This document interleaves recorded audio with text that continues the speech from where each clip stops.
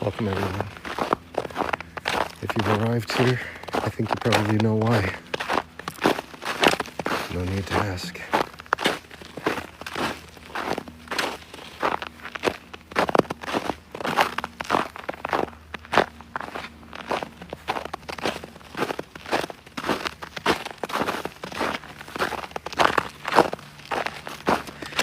Happy Saturn Day, the day of rest. Happy Saturn Day, the day of rest. Happy Saturn Day, the day of rest. Happy Saturn Day, the day of rest. The sound of the crunching snow is too much for you. A lot of fragile people. You could just turn your volume down. The words that I'm saying anyway really have no meaning. So don't worry so much about anything, including the sound. Because that's all it is. It starts. It has a middle and an end. Every one of them. Every word.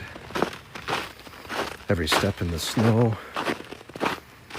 In fact, every bit of silence between that has a beginning, middle, and end too.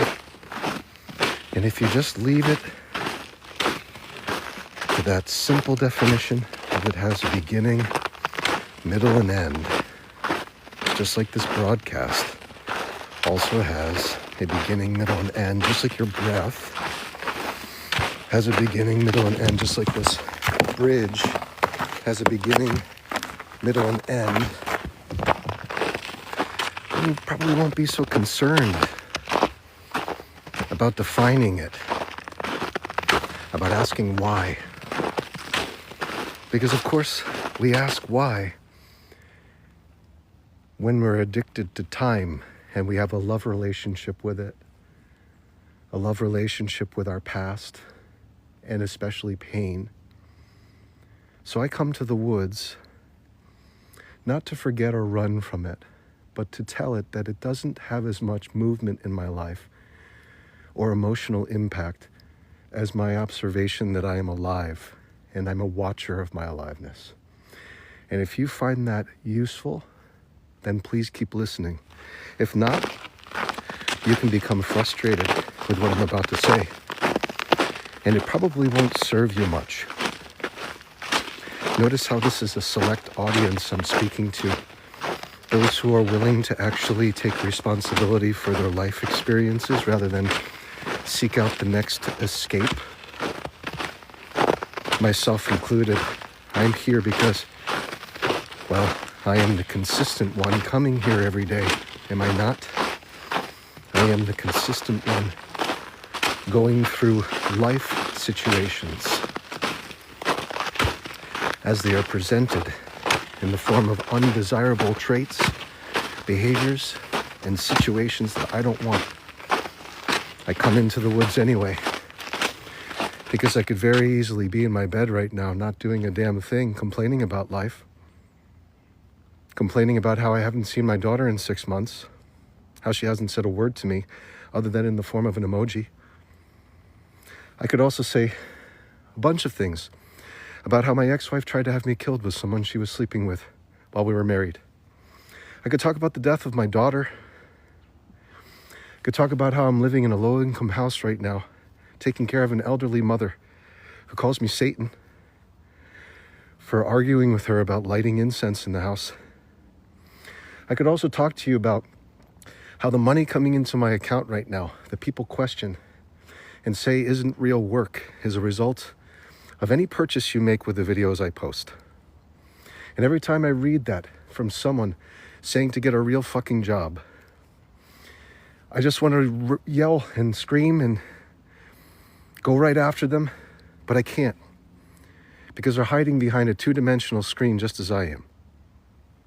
So instead of going after people, instead of running from situations, and instead of complaining, I come to the woods and I work it out. I work it out with the trees, and I work it out with you. So if you're asking why, when it comes to things in your life, you are addicted to time and you have a love relationship with it, allow me to explain that to you.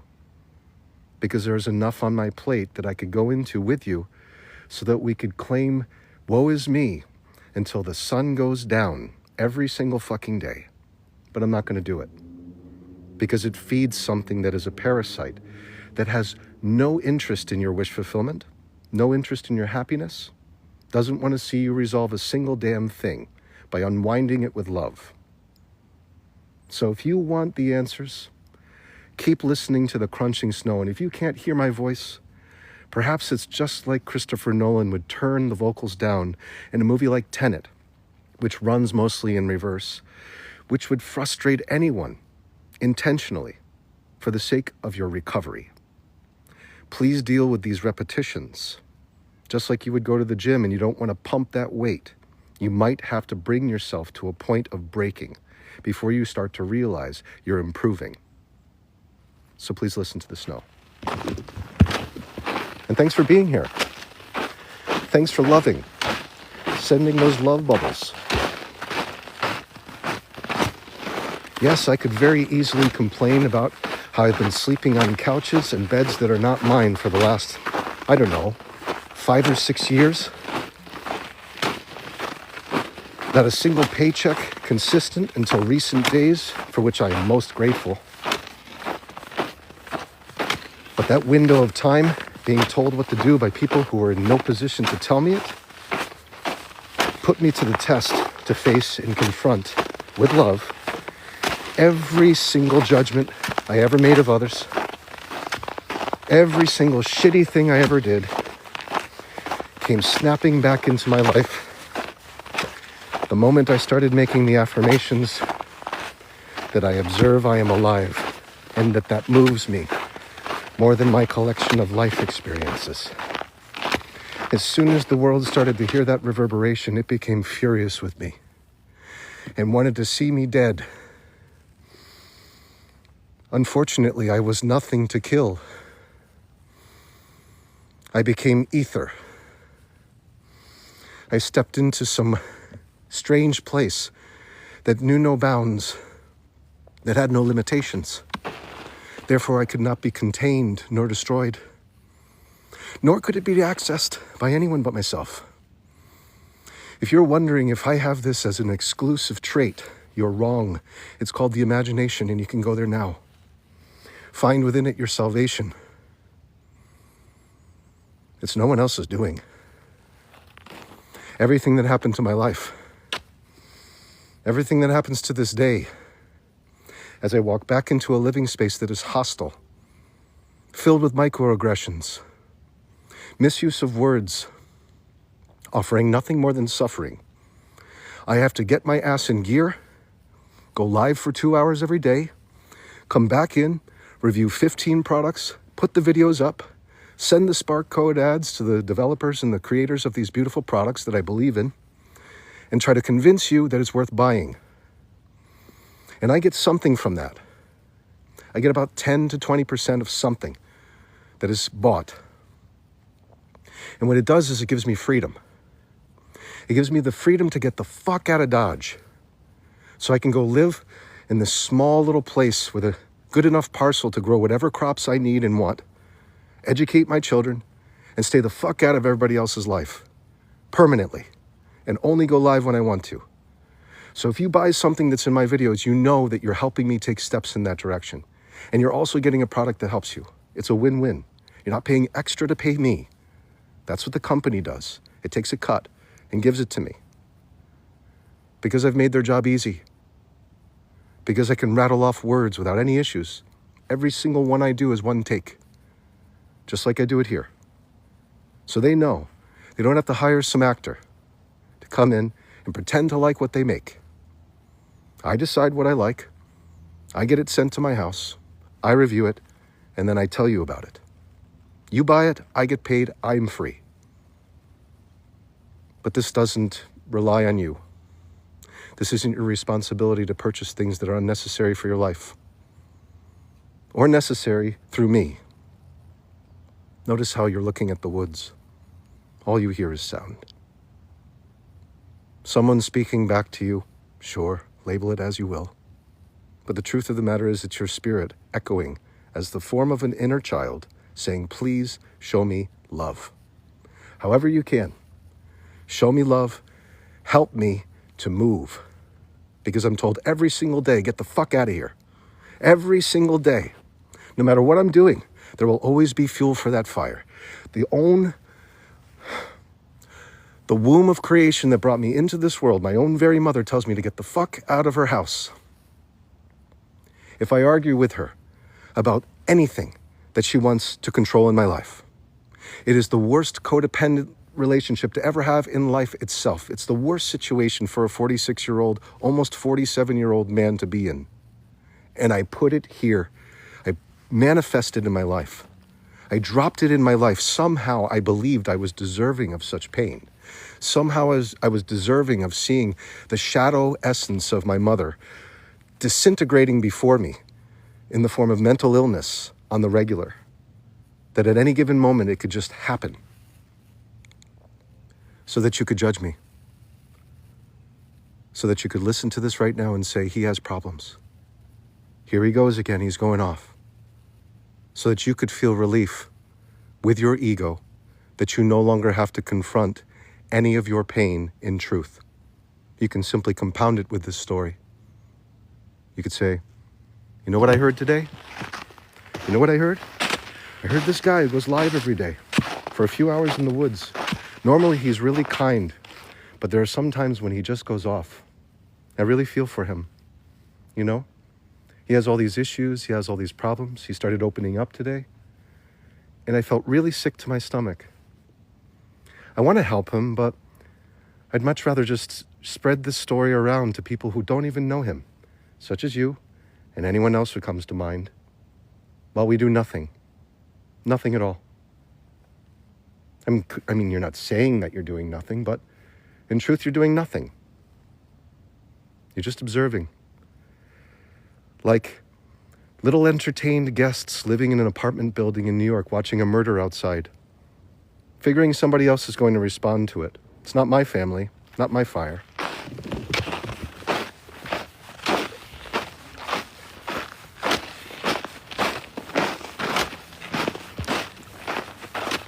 This type of indifference is the sickness that has become humanity. And if someone doesn't say something about it, then certainly no one will do anything about it. If you want financial freedom, say the affirmations and go there in your mind and live from the end. If you want to support a vagabond and give him freedom, then go to his products and buy them. Share them with people. You would go to a church that is responsible for the abuse of little boys and girls and put money in a basket. Why not get something back for it, since I'm not doing those things, by purchasing what I promote? But many of us will go to church and will put money in a basket. I watched my grandparents do it. They did it for like 60 years. They put money in a basket to pay into priests who are abusing boys and girls. Every fucking weekend. Every Saturday. On the day of rest. Every single one. My grandfather, the kind man that he was, God rest his soul, did the books for them. Boom! Wow. Liz, that was epic. That was epic. A magic blast. I can't pin it, but I love it. Liz, it's extremely generous of you. Thank you. See how it cheers me up? Yeah, my grandfather did the books for the local church every weekend. Did the books for them as a stockbroker for free. For these priests who he was paying. They were taking that money to go gamble it in casinos and take advantage of children. That's what you pay money into? That's Christianity? That's Catholicism. Yes. Wow. What an investment to make. What an investment to make. You know, when my grandfather was dead, after he died, not a single priest from that parish offered to be there for the procession and offer any words of love. Not a single priest. So you know what? Death to the church. Death to the Catholic Church. Because the whole thing is rotten, and it's managed by an individualized state. Right in the middle of Rome itself, calls itself its own country, has its own currency, and it has satanic rooms and storage of vital intelligence that is required for the expansion of human consciousness, does not disseminate it, all the while revels in destroying the lives of innocent boys and girls. So I say death to it. Death to it. Let it fall. Let it collapse. Let it crumble. For my grandfather and anyone else, any child, any family member who's been affected, while the priests were being covered and sent to another parish to keep on keeping on. It's not a conspiracy anymore. It's all over the news, and it's been all over the news for years. Can't be ignored anymore. So yes, I am discharging, ladies and gentlemen, I am letting go of energy right now. I am firing it off. I'm sending lightning bolts from my eyes and fireballs from my mouth today. Because it's hard to be a son to a mom who says you are Satan himself, mentions how the rest of the family is talking about you, doing anything possible to get a response. Anything at all to get just a little bit of attention. But that's what my mother, my beloved mother, has been reduced to. How sad. I'm sure she thinks the same for me. Poor man, hasn't seen his children, nearly killed by his ex-wife. Of course it's his fault. Of course it's his fault. Yes, it is. Every single bit of hardship I've ever faced, every single loss is my fault. Thank God we have God to forgive us, though. Yes, every single thing that's ever been done wrong, including my circumcision on day one. Yes, that was my fault too. Even though I didn't consent to it, I didn't know anything about life. Yes, that piece of my penis that was chopped off by a doctor who I would never see again is my fault. And I'm saying this to you because it's important for you to understand where I'm coming from. Whatever it was built up over generations and generations of trauma. And it came landing in my body and embedding itself in my cells from day one. It is my fault. And it's also my responsibility to eradicate it, to heal it, to be compassionate towards some of it and other parts of it, to set it ablaze. But I leave that to God. So right now, I'm with my daughter. You may say, I don't see your daughter around you. I don't see her anywhere. You could have just tuned in. Well, my daughter's been dead for over 14 years now, 13 years, almost 14 years. So yeah, you probably don't see her around me because she's dead to you. But I see my daughter. In fact, I feel her hugging me, telling me it's okay. But you don't see that.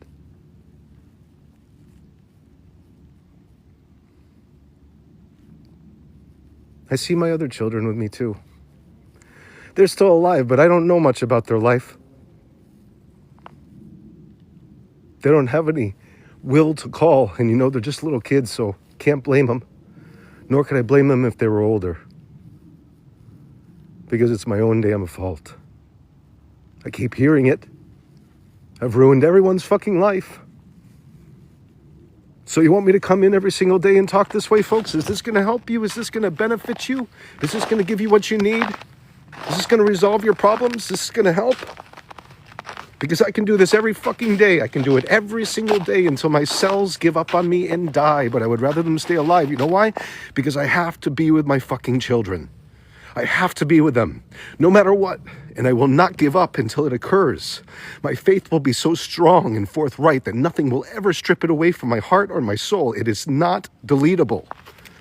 So I will come here to these fucking woods and I will walk every single day until it appears before me. And it appears before me right now. So therefore it is real. So if you don't see it, it's not my fucking fault. Call it a break. Call it a moment. Call it a life experience. If you can relate, then listen. Keep walking. And when you're going so fast because you're so upset and you feel it all built up into your body, then force yourself to stop. Force yourself to stop. Be still. Let the ego come in now. This man must have bipolar disorder. Perhaps he's schizophrenic. Is he just playing a role? Let it roll through you. Let all the judgments come through. Let the ego know that you observe it. Let the ego know that you are offering opinions no longer by observing it. Feed you the judgments of others. And let the pedestrians come. Let them come. Let them observe. And what we'll do is all 54 of us, 52 of us, anywhere between 54 and 55 of us, will come right up here, look over at the vernal pond, and observe some more.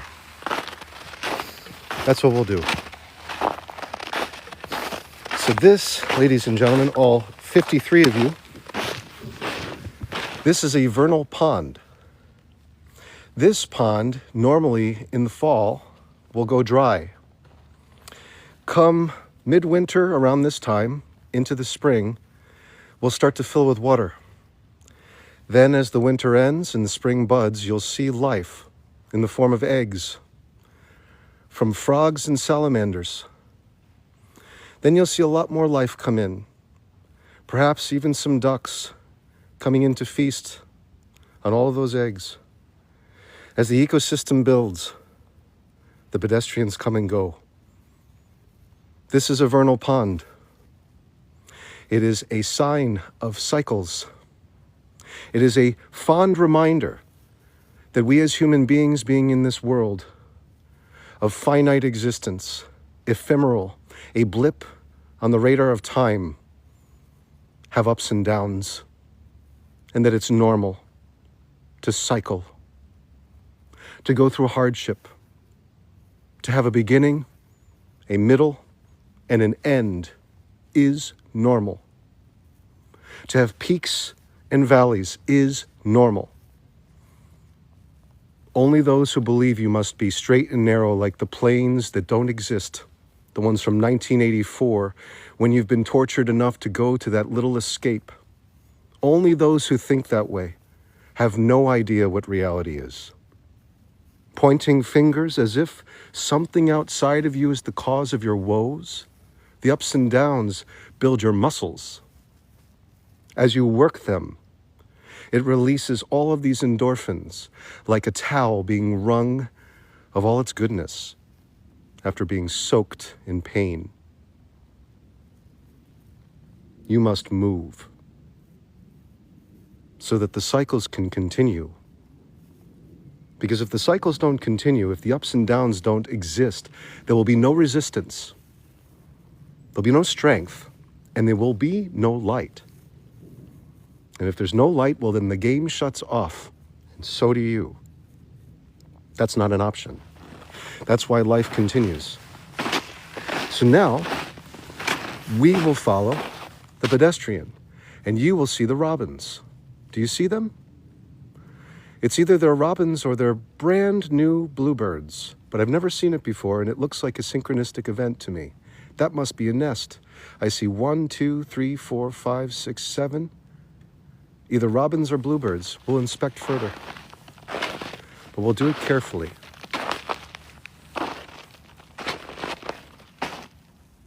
We'll just watch from a distance.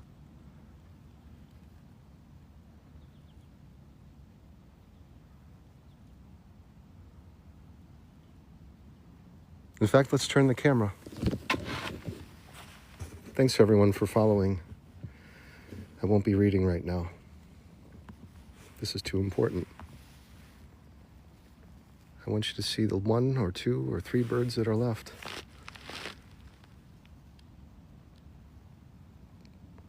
There were 7.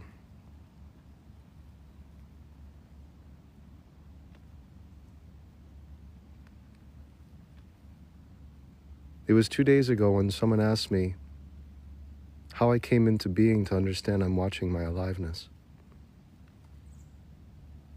And it was in this woods, these very woods, where it occurred. I started paying attention to the things that were fluttering before me, instead of my ego. I'd come in and I'd have a good scream, because if I did that at home, it would just be met with more judgment. So when the world judges you incessantly and you feel like you have no escape from it, you can go into the imagination and you might find some solace there. But until the environment is permanently changed, at least for a stint of time, you will find no release, no unwinding, and no solace at all. This place provides that. So I can have my ups and downs. So I can let out on the day of rest that which is being projected towards me, unfairly and unjustly.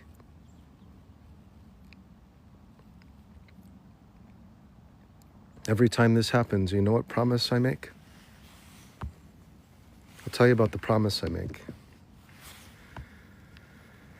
And boy, I can't tell if I have the camera pulled back too far or too forward or whatever.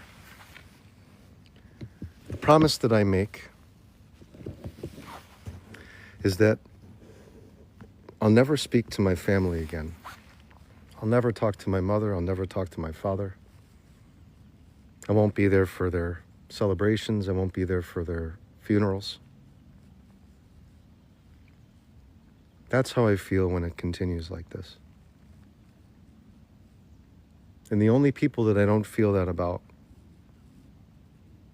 are my children and you. What I've learned through these woods, perhaps, is that your strangers around you, the ones who you haphazardly come across, turn to care more for you and about you than your own close-knit family, what you once believed was reliable. That's the majority experience. It doesn't happen to everyone. Some families are really kind consistently, but it's not consistent to witness that.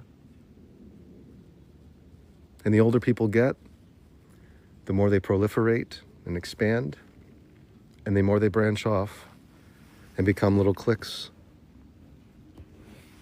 And when they become little cliques, there's more separation.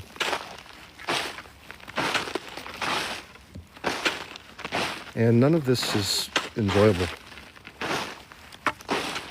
nor is it reliable, nor is it good. There goes the birds.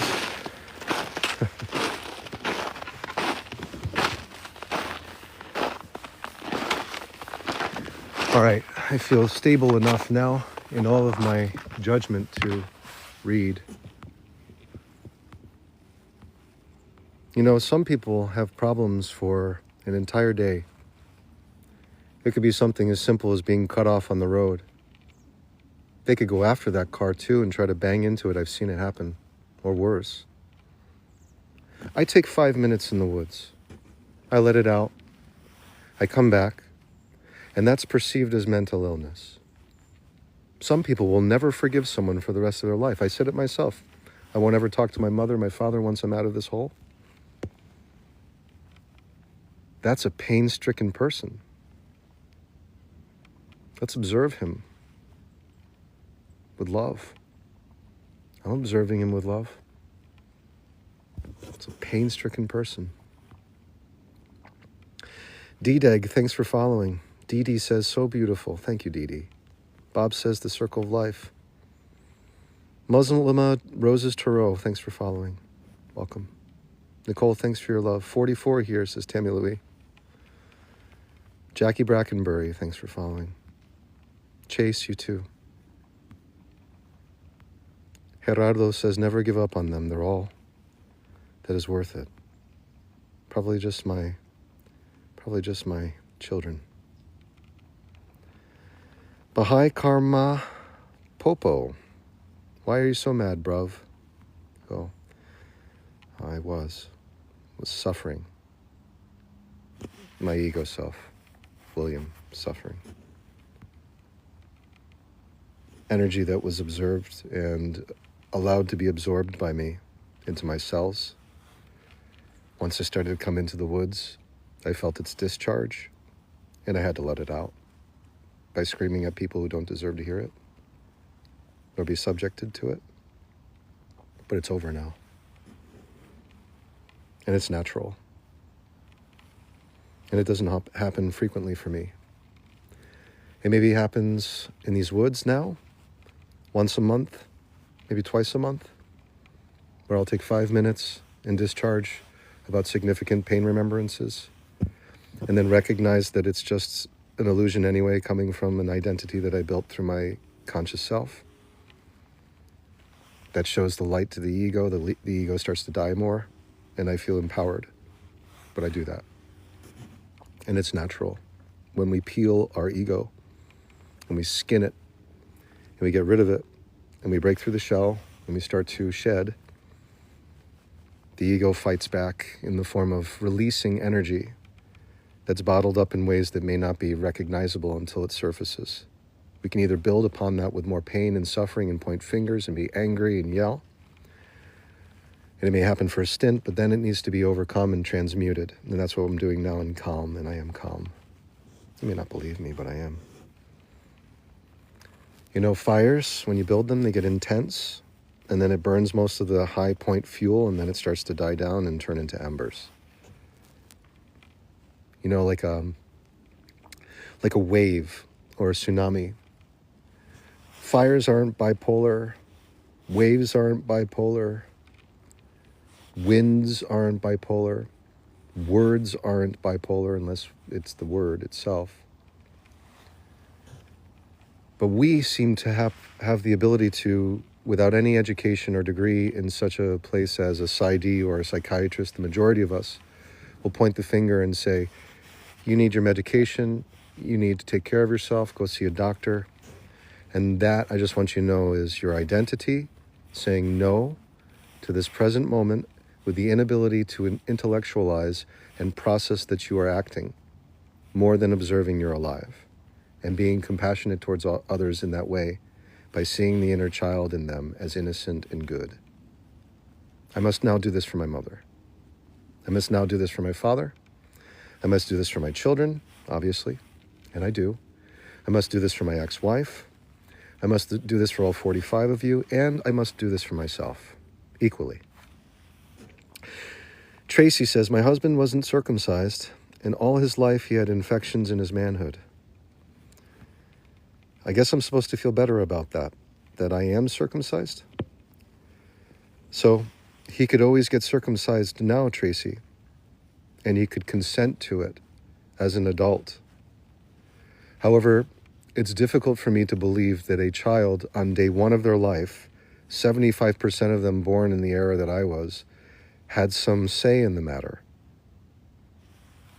That's the only difference that I see. It might not be a big, important difference. Let's just say they were women instead. Let's say they were girls, and this was happening to them. And the excuse was, it's going to help with the reduction of infections. How would you feel? It's a legitimate question.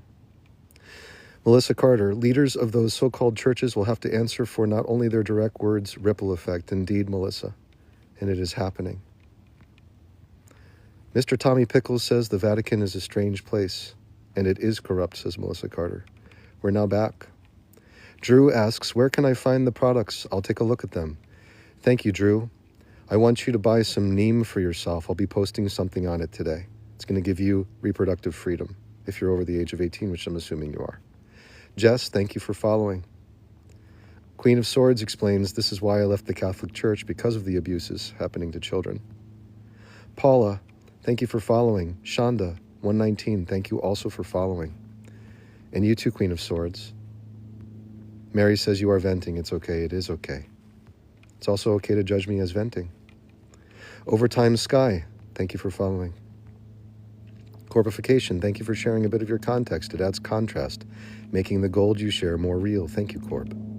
Hamza gives love. Austin says, I'm so sorry to hear that, William. Thank you for that, Austin. Alma says, peace, brother. I'm waiting for your ASMR. I imagine you're breathing in the meantime. You might actually get tingles from that. Winkle, 77 Robert, thank you for following. Austin asks, hey, William, any natural cure for athlete's foot? Sure. Neem, oil, air exposure, chilquague, which is a Mexican root that's part of the dandelion family. Anything else that's antimicrobial or antiviral, which includes a lot of things, rosemary, lavender, any mint, which stimulates the skin too. But you want air to get to your feet. The reason why there's fungus is because there's a closed chamber. It's probably wet socks, wet shoes. Shoes need to be dry. But neem is really good at fixing that in the neem oil itself. So if you take it as a supplement, though, it'll also give you reproductive freedom as a man, which means that you will likely not get anyone pregnant if you're sexually active, and that will give you a lot of power. And it will remove the argument from the equation of my body, my choice. Because technically a baby isn't anyone else's choice but God's. To conceive it, it's like a lock and a key that's divinely decided upon amongst 250 million potentials. It's really not anyone's but God's, as far as I'm concerned. I mean, it's like saying, okay, you won the lottery, so that lottery is mine, and I can remove it from you. I can take it from you. I can destroy that lottery. I could just take it away, make sure it never existed, because it's my lottery, my choice. Doesn't sound very fair. No matter how you win the lottery. I mean, you could win the lottery buying a ticket at some really shady place in the middle of the Bronx that's between a liquor store and a gun store. You could be witnessing crime going on. Heck, the owners of the store could be doing lots of horrible things, but all the same, you've bought the lottery ticket and you won. It's no one's choice. You won. See what I'm saying? Does this resonate? I wonder if it does. You see, conception occurs when there's conception. That means there's life. That means a soul has entered as an infinite intelligence that is starting to proliferate after 24 to 30 hours of conception. There's a small resting time, and there's a release of zinc after about 30 minutes after this conception. That release of zinc creates a visible field of light, which is believed to be the moment when the infinite intelligence enters. And so it starts to incubate, and then it starts to multiply after about a day. And that's an infinite intelligence because it's a zygote. It's a progenitor cell from which all of the cells of the human body come from. If you take that away, you can no longer proliferate life. It is alive. And it is the greatest miracle that is your human body. It's the soul that is whole and one, 100% real and truth in expression. It's no one's choice but God's. This infinite intelligence decides. Let me ask you, is it your choice to digest your food? I mean, truly digest your food. I mean, get it all the way distributed through your body, all the glucose, all of its vital nutrients, and all the impurities, pumping it out of your body. Is that your choice because it's your body? How about the flowing of blood? How about blood flow? I wonder if that's your choice. I mean, you're breathing because it is your body and it is your spirit, but the blood, that wouldn't exist without the body's intelligence managing it, producing it, distributing it, cleaning it out, purifying it. That's coming from an infinite intelligence, one that's far greater than anyone's intellect. No matter how smart they may claim to be, they have no way to manage such a thing. This is a proliferation of 6 million cells releasing every second of your life in your body. That's not your choice. When you get hurt, when you get a cut, you have an abrasion, you have a wound. Yes, it is your wound because it is your body, but are you healing it? I mean, it starts to cauterize, close up, heal on its own, repair itself, and return to what would be believed as never happening. Never happened. It's completely new again. Is that you? I'm speaking to your ego. I'm trying to get your ego pissed. I'm trying to get you fired up. I'm trying to get you to understand that you're more than being fired up, pissed, and trying to make sense of this. I'm trying to explain to you that you are more than your identity, that there is an intelligence involved that is a life principle that does not die. The moment that we give up, our ego gives up, but the life continues in our body. How could that be? It's not like your life, your body goes into suspended animation like Paramahansa Yogananda did, only if you ask for it to be incorruptible shall it remain that way. But the moment that you die, rigor mortis sets in, and the process of your cells dying in order to provide a source of food for your ancestors, mycelium, and to a certain extent bacteria, take over the lease of your life in order to proliferate and create more life for them, in order to give that life to others as the source of food and renewal for the continuation of life's expression. It does not die. This infinite intelligence does not die. It continues, always. Therefore, if it comes into expression in a miraculous form to make someone, a human body, made in the image and likeness of this intelligence in its most superior form, which is human, every human is made in this light, then it is not your decision to destroy it. It's not your right to destroy it. Unfortunately, enough human beings believe that. So society gives rights to do it. Does that mean that it is morally correct? I would say no, but that's my personal decision.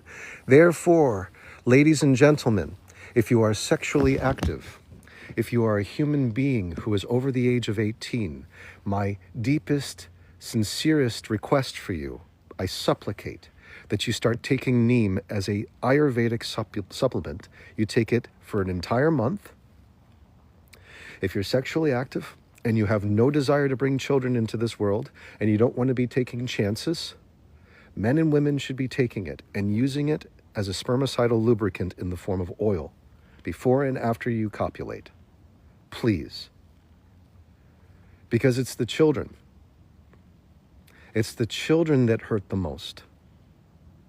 I've learned they're the most affected by your decisions, as are they affected by mine.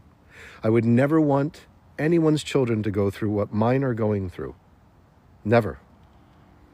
I could say I was ill-prepared. I could say I didn't know what I was doing, and it's likely true. But there's a reason for it, so that you would be properly educated now not to make the same mistakes. Because it's an 18-year sentence. If you bring life into this world, as a man, in most cases, I'm saying not in all cases, but in most cases, the mother is rewarded custody. She gets all the rights. Doesn't matter how kind you are, doesn't matter how good you are. You're probably going to be without your children's custody if you're a man. You have brought the life into the world. You must pay every week to this person a certain amount of money that is mandated by state. If you do not, you are incarcerated. Listen to what I'm saying. If you do not, you are incarcerated. And when you come back after incarceration, it's likely you will no longer have the job that you had when you were incarcerated and decided not to pay every week. And it can be to anyone whom you impregnate who decides to claim this. For 9 months of gestation, you pay a sentence of 18 years. If you don't, you go to jail. This is the truth. No one can deny it. This is the math involved. 9-month gestation for an 18-year sentence. A paycheck goes to the person. That person doesn't have to be nice to you. They don't have to be kind to you. They don't have to love you and give you supportive comments and say, I'm going to use this money for our children and for their livelihood. No, they can take it and go to Barbados. They can take it and go to Veracruz. They can take it and go to Acapulco. They can spend it on their lovers. They can leave their children without while doing it and get away with it, while laughing at you, denying you access, over and over again. You take them to courts, they fight you, they win. You want this? For a single orgasm? Because it could be that. One orgasm for an 18-year sentence. So I say, with fervor, pay $11 for a 100-day supply of neem and live at ease. But you know, the pharmacy companies, Big Pharma doesn't want to hear this. They don't want me saying it to you.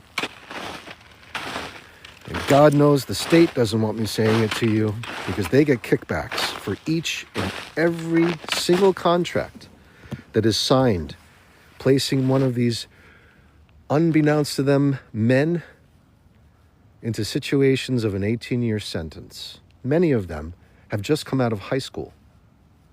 They watched some pornography. They figured it's the best thing to do.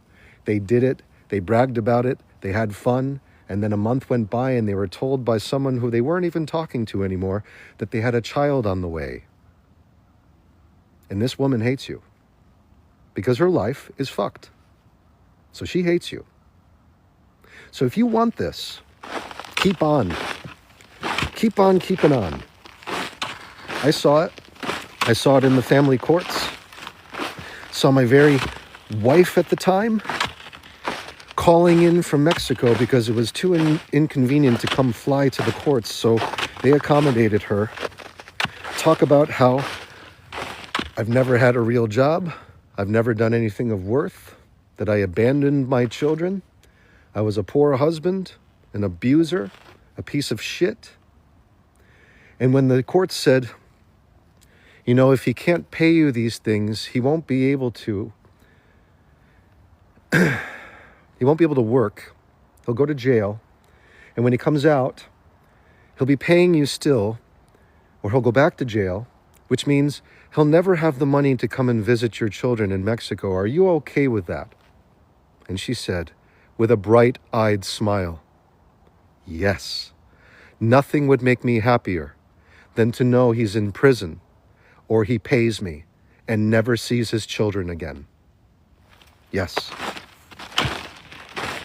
This was the same woman who conspired during one of my visits when I was working my ass off stateside to send her money to Mexico. The same woman who went ahead and started sleeping with her boss, who was engaged to be married with another woman and was sleeping with 2 other women on the side. Quite a busy man. This man, of course, working in the news, still has a lot of power. And when you have a lot of power in Mexico, it means you have a lot of money. And when you have a lot of money, when a lot of people don't, you can use that money to pay others to do really bad things, especially if you don't have money to protect yourself. You can pay money to others to do really bad things to someone who doesn't have money or protection, especially if they're visiting from another country. You can pay municipal police officers. You can pay the federales. Heck, you could even pay a hitman. You could pay them a small nominal amount of money because the satisfaction in killing a gringo for most Mexicans, especially nowadays, is quite a feature. And so while they were fucking and recording it on their phones, which I later came to discover in strange ways, the laughter had to do with how right now he was waiting for mommy to come home to tuck in her children, but wouldn't be coming home because she was fucking another man while married. This very same woman, my now ex-wife, was the same exact woman who would have been so happy to see Daddy never see the light of day again in Mexico, nor his children. So if you want this in your life, go ahead and have at it, because it's your body and your choice. Or you could get yourself a nice Ayurvedic supplement that has zero known contraindications with the body after the age of 18, once you've reached maturity, and you can claim your reproductive freedom and never have to fall into a situation like the one I just described to you as real once in my life having happened. It was a miracle itself that I escaped Mexico during that trip.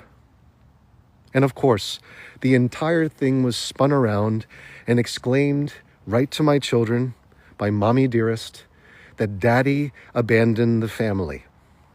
Daddy left because this is who he is. This is what he does. And this story hasn't ended. Now my daughter is turning 12 this year. She has not said a word to me in over 6 months. It's either she's deathly afraid to say anything loving and kind because she knows it comes back to hit her in whatever way. It's going to come back in the wrath coming from her mother. Or she simply doesn't give a fuck about her dad because she's told constantly he's a piece of shit by the world and her mother and everyone else. Meanwhile, I'll come into the woods and keep my mouth shut and try to heal you with love by observing this broken down piece of shit. This man, right here, told by the world that he's Satan, a broken down piece of shit, worthless, never worked, never did anything right. His writing is incoherent. He rants all day, has nothing to offer the world. Poor father, an abandoner of his family, can't do anything right. Lies when he says he can help people. Believes that he actually is connected to God. Believes that God is within him. He's totally illusory. Lost in his mind. Yes, this is all fucking day. Every day. So I just want you to know, I'm happy to listen to your problems. And if you think I don't have life experience, trying to figure out and gauge how it is that I've come to this point of understanding, it's because I simply haven't died. I simply haven't died. Many opportunities to have died, or have been killed, or maimed, or murdered. But I haven't. That's the only reason why I can feed you this information right now. It's the only way it gets to you. I've been through it all. Every single bit of it. Every single horrific scenario. And you know, I want you all, including myself, this ego, to offer pure love to my ex-wife. I want to thank her for her performance. I want to thank her for all of the generational trauma that has been brought into this life, because I am going to celebrate, as I am now in my mind, the obliteration of those pain remembrances through love. knowing it is the only way. Love and forgiveness is the only way for this generational trauma to end. On my mother's side, my father's side, and my children's side with their mother. That all of it ends now, because I'm no longer a participant in it. Therefore, the torch extinguishes upon its drop. Here in the snow in the woods, so it is. We move on. Offer her love. She won't ever tell you she was afraid, but my ex-wife was probably very afraid. Afraid of something that I wouldn't understand. Afraid of abandonment. Afraid of not getting what she wants, not having control over others. Whatever it was she wanted, to play her game. She was afraid that she wouldn't have it fully expressed unless I was dead, unless I was totally taken out of the picture, because I was too much of a liability. That's it. And now I'm alive, and I really don't want this to become her nightmare. I don't. As more and more people come and follow, as more people listen, I don't want this to become her nightmare. I don't. Because if it becomes her nightmare, it becomes my children's nightmare. And then I'll become your nightmare. Do you see? And I don't want that. I don't want to be anyone's nightmare. I just want peace with my children. I want them in my life so I can educate them properly and teach them about love rather than hate and indifference and story. I want them to be enriched, and I want to eradicate generational trauma through my love for them. And I don't want any interference from anyone. I want it to be completely remote from all of this, all broadcasts, all interventions from state, government, or otherwise. It is my primordial right to be their father and protector and provider. So I come here every day knowing that the answers come not from you, not from buying my products, not from donations or any giving, but from your receiving. From your receiving, I receive my salvation. So please keep coming here. Please keep receiving, for in that comes my salvation. And for those who have left just now, all 6 of you, I pray that you've received all you needed in the form of drama, and I pray it ends on this day. And for all the rest who have stayed, God bless you. God bless you.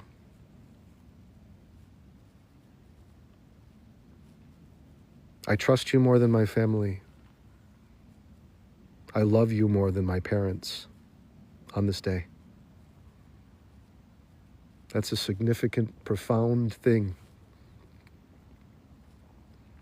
I love you more than my parents today.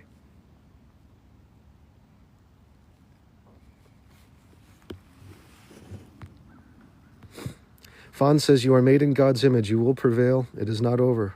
I prevail. It is already done. Thank you, Fawn.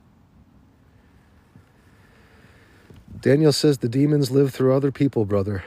I understand this. We all have them. And on this Saturday, I'll explain to you, we're going to go into Kabbalah now. It's meant to be. For those who left, they won't receive this vital knowledge. And that's meant to be too. Yancy says, a woman will break a man. It's not difficult. We come from women. It's easy to destroy what comes from you. All we want is to be appreciated and loved and to be believed that we are of value and worthy. If that happens, we'll give you everything and we'll die for you. If it doesn't, we die within until we realize God is there, and then we never go back. But you don't want to lose men in that way. You don't want to lose men in that way. They find God, they're not going to come back. They won't.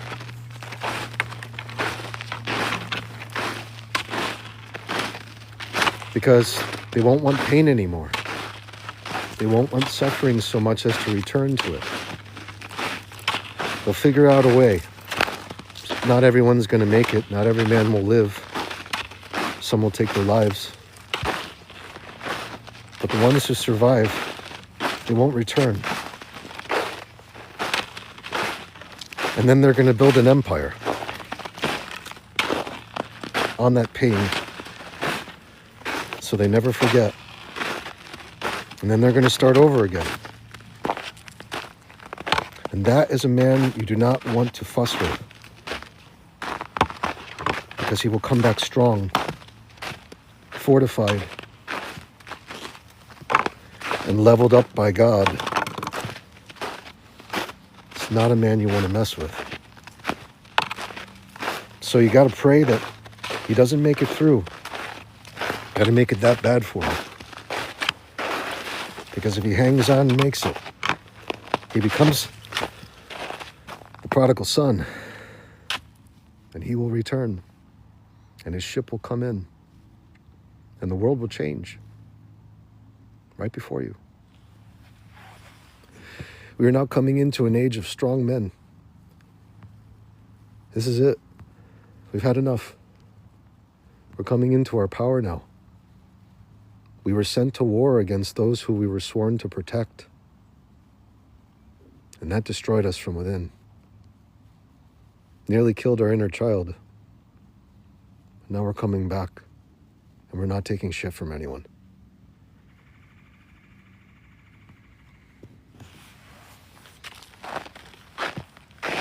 There's nothing to lose.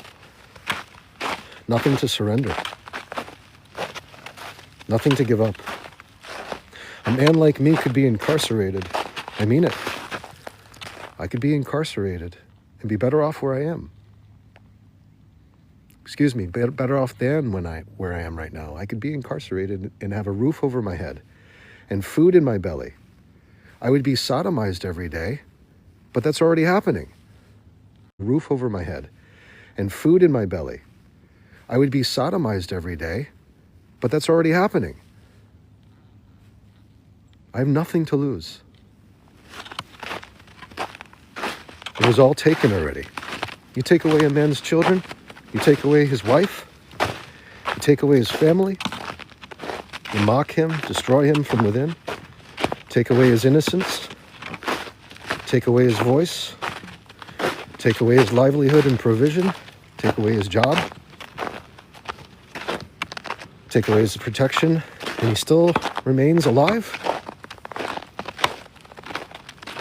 At that point in time, you've made someone much stronger than they ever would have been without your interference. And that is me. I'm much stronger because of my ex-wife. Much stronger because of the way my mother treats me right now. Much stronger for my brother not speaking to me for years, for his wife saying that I'm a horrible father. Much stronger for my children not speaking to me.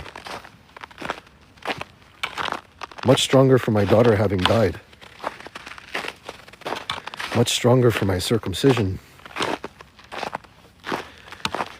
Much stronger for my loss of ego and its general unwinding of self.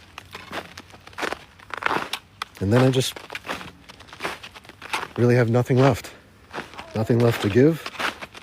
Nothing left to be. Nothing left to hold on to. So let's just say a man comes up to me right now and threatens me. What am I to do? Puts a gun to my head. I'm going to take it out of his hand. And I'm going to take the bullet out of the chamber. And throw the cartridge into the woods. Tell him to go home. That's it. But he won't be able to hold it there for too long. I'll take it too fast.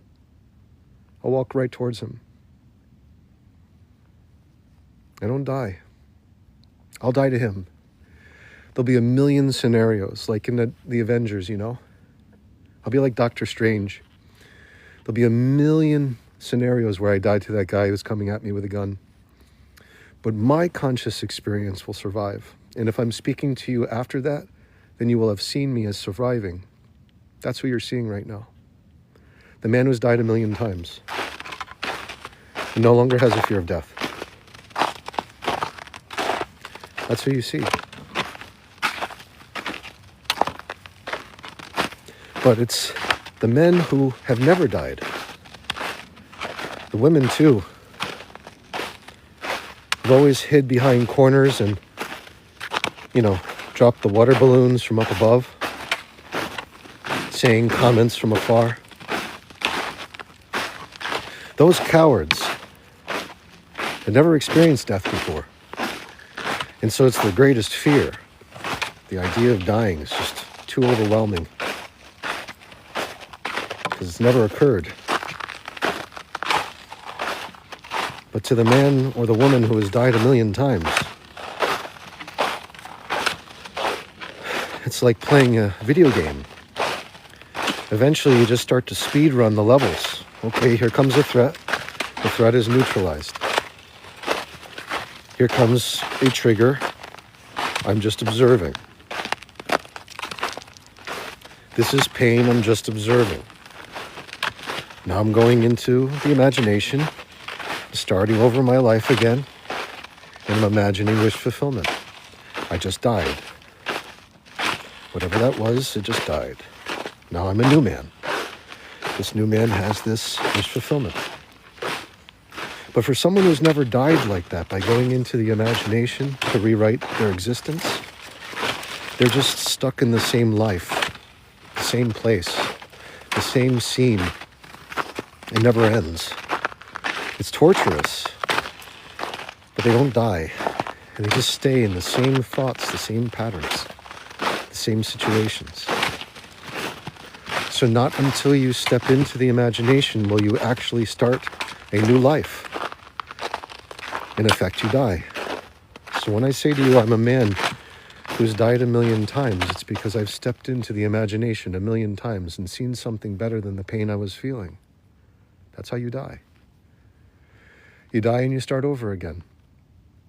You die to the world that wanted to see you die, and they witnessed that, and then you come back in after seeing yourself wish fulfilled, born again. This happens anytime you use the imagination with consciousness. The version of yourself dies and you leave them behind. It's the Dr. Strange scenario. There's only one path where you can succeed. And you are that path. And it's inevitable. However, it won't change and it won't improve if you don't understand that. And you fear starting over. You fear the renewal. So you have to be okay with death. You have to embrace it. So do that, you'll come into your power, man or woman. And you won't fear the things that you used to quite as much. And then eventually you won't fear them at all. And it won't be hubris. It'll just be an exercise of witnessing your aliveness. Knowing that your consciousness doesn't die means you carry through. So yeah, man could come right up to me right now with a gun and say, give me everything that you have, all of your money. If I didn't want a problem, I'd probably give it to him. Otherwise, I'd put it to the test. No fear. But that man would be terrified the moment I take the firearm out of his hand. Be terrified. Or he'd be terrified the moment that the bullet squib loaded and burst in his face. That could also happen from the chamber. But that would be one very rare situation that only would happen if I entertained it enough. However, there's always the possibility of it. And so, whatever it is, there are 1,000,000 or infinite scenarios in which he subdues me, takes my life, takes my possessions, takes all those things, and goes on living his life. However, that would not be my experience, because consciousness does not die. Something happens from my conscious experience in which there's either a squib load and the round bursts in his face and he loses his eyesight and is forever repenting his poor decision, or I simply take the firearm from his hand and remove the bullet from the chamber, throw the magazine in the woods, and tell him to go home, to contemplate his life, because we've got a live audience, Whatever it is, those are just two of infinite scenarios in which my consciousness continues. For him, it doesn't. And that's life. Another death, another rebirth. That's every decision you make. And it should explain to you the subatomic phenomena that is Schrodinger's cat and the double slit experiment. Since everything is subatomically working before us, it should give you a better understanding. We don't die. Consciousness continues.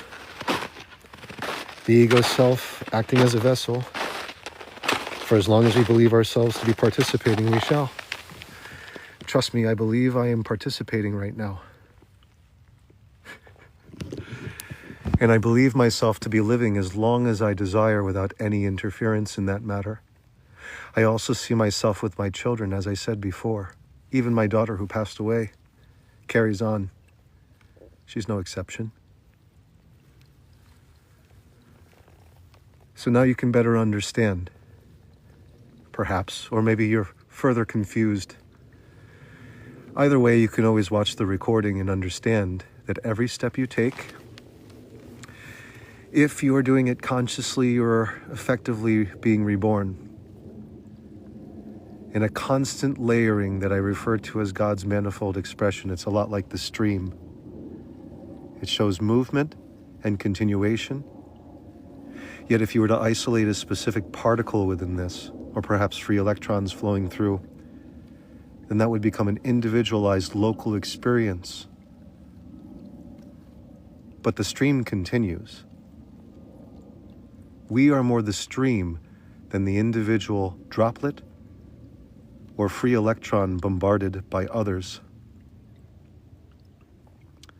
And the moment you understand this, you can understand that if that free electron were to be absorbed by someone or to bind with a free radical and fall out, the stream continues. And as long as you believe that, the subconscious mind must adhere to the wish. The seed that you have planted is one of immortality, the moment you believe yourself to be consciousness itself. That's the ultimate rebirth. Offer love to my ex-wife. Offer love to her. Offer love to my mother, my father, my brother, his wife. Most certainly offer love to my children. For they all know not what they do. Isn't that what Jesus said to his Father? Forgive them, Father, for they know not what they do. They could be one. They could be whole, entire, and complete. But they choose to be separate from others. They choose to throw stones at a soon-to-be crucified man because he lived like a heretic trying to explain the kingdom of heaven that he is king of, is not of this world, and that it is within, as it is for every human being. The only separation between him and the people is the fact that people believe themselves to be that individual drop, that free electron or that free radical, flowing through a stream that seemingly only moves in one direction from which you can't go back, lest you'd be stuck and going against the tide, a victim of these external circumstances. But when you have nothing left that could possibly get snagged by any of these curves, what you experience then is much like what you're hearing from my voice. It is a peak experience of flow from which you can be that individualized drop or free electron, whilst at the same time be an observer of the entire system itself, unfolding before you, that knows no end, and you can be one with that. while also enjoying the ride. Would we blame that choke point over there for bottling up and then going too fast? That's a peak in a valley. A day that moves slow, a day that moves fast. Do you blame it? Do you judge it? When you play a video game and you're not advancing through because you need to hold a certain dialogue with a non-player character, are you mad at that non-player character for not delivering you the advancement? No. You simply know you're doing something wrong yourself, that you have to go figure it out some other way. So you're not stuck in the inn yelling at the innkeeper, because the innkeeper is just going to keep saying the same damn thing. That's what it's programmed to do. You're not upset with the non-player character. So don't be upset with my ex-wife. Don't be upset with my mother. Don't be upset with yours. They're non-player characters if they're not witnessing the continuance of life as an observer. They're playing a role. That role is simply habit. It's been developed over the course of a lifetime, and DNA has brought its own dialogue with it too, its own pages, its own books, to feed into that dialogue. To advance the story, we can't keep talking to the innkeeper. We can't keep talking to the non-player characters in the same way. In order to continue, you have to look somewhere else. You have to read the manual of your life. You have to go to your menu screen, and then you have to look at where the objectives are on your map, and you have to choose one. Then you have to go after that and follow it through. It's the only way. There might be a point in the story where all of your possessions get taken away. You could play Final Fantasy, right? One of the early Final Fantasy games for the Nintendo. You start off as a paladin. You got all these epic weapons and you do lots of damage and it's really powerful. You got a lot of hit points, doing max damage. And then suddenly there's a shift and a change. You lose every single bit of your power. And you got to start over again with nothing. You got to start from the beginning. That's a rebirth. It's just like a rebirth. So yes, you may have moments in your life where you lose everything. Everything is taken away from you,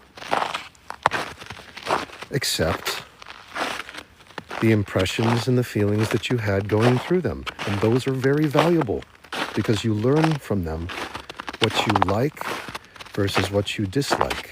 And once you know what you don't like, you can go after the objectives of what you do like. Peace. Prosperity. Never thought I needed it so much before. Never thought I wanted it so much before, but now I do. Unity with my children. Never thought I'd take it for granted, the fact that I was reading them stories at night, kissing their forehead, telling them I love them. Now I really want that. Never thought I would appreciate so much a woman, a spouse, saying, I believe in you. I simply believe in you no matter what. I know you know the means and the way because you're a good man and a good father and a good provider. I never knew I wanted that so much. Now I want that. I wouldn't know these things if I hadn't been through so much heartache. If I hadn't been through so much of the opposite. And now I know when I get older to be extremely kind to the younger generations. Because if I'm not kind to them, as my mobility declines, they won't take care of me. They won't want to. They'll just want to go away. And I wouldn't know this if I didn't have the relationship that I have with my mother now. So I learned from that. And now I know what I want or what I don't want. I don't want to be told horrible things by people. I also don't want to be in a position where I have no control as to whether I can shut a door and have peace and quiet. I want to know I have that freedom. I never thought I needed that so much before, until it started to go away and be taken away. You see? So by losing things that are vital to you, that are otherwise taken for granted, you come in to understand what you want the most and truly desire the most. And once you have that locked in, as a man or a woman who has lost most everything, the list of things become quite clear and very simple. Peace, prosperity, protection, provision. These are the things. Non-interference, no trespassing, wish fulfillment through prayer, meditation, good provision, good food, good health, exercise, very simple things. And all the minute details that used to be important, they become deprioritized once you lose enough. I used to tell people, and I probably will say it to you now, as an avatar, as William the Avatar, who's really not a good example for you in many instances. I've probably lost more than most people. I'm saying I'm a loser. Like I've lost really so much. And not many people have lost more than I have. As far as losing things, just being a loser. So that's something I do really well. I lose things well. I lose friendships. I lose opportunities. I lose people's confidence. I lose the love of my family and friends. I lose the love of my children. I lose jobs. I lose access to provision. I lose people's faith. I'm very good at losing things. So when the moment comes to gain something, it is quite a surprise, and it is really enjoyable. To have an audience of 45 people in this room is extremely enjoyable for me, for the amount that I've lost. So you start to appreciate it.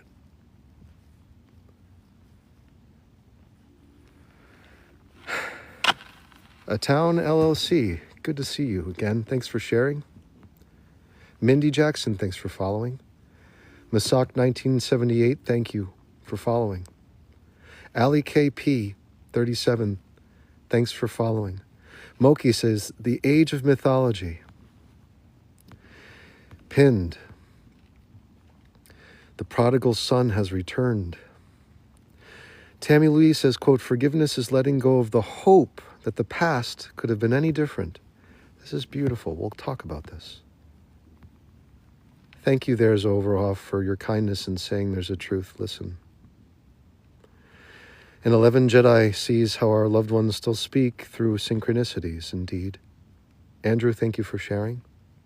And 11, thank you for your compassion in saying sorry for your loss. Justine Snyder, thank you for following. Morgan's here. Nice to see you, Morgan. Says, if all that truly exists in me and I am everything, everyone, is it lonely in the spirit realm? This is the spirit realm. We're in it right now, Morgan. Your spirit is your breath. Spiritus in Latin means the breath. To be spiritual is to be one with your breath in awareness and aliveness. Let's get to this.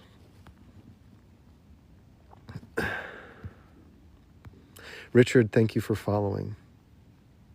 Andrew, thank you for following. Tammy Louise says, in a quote, forgiveness is letting go of the hope that the past could have been any different. You are pure spirit, Morgan. Always have been, always will be. Birthless, deathless, changeless, and immortal, as an observer of aliveness.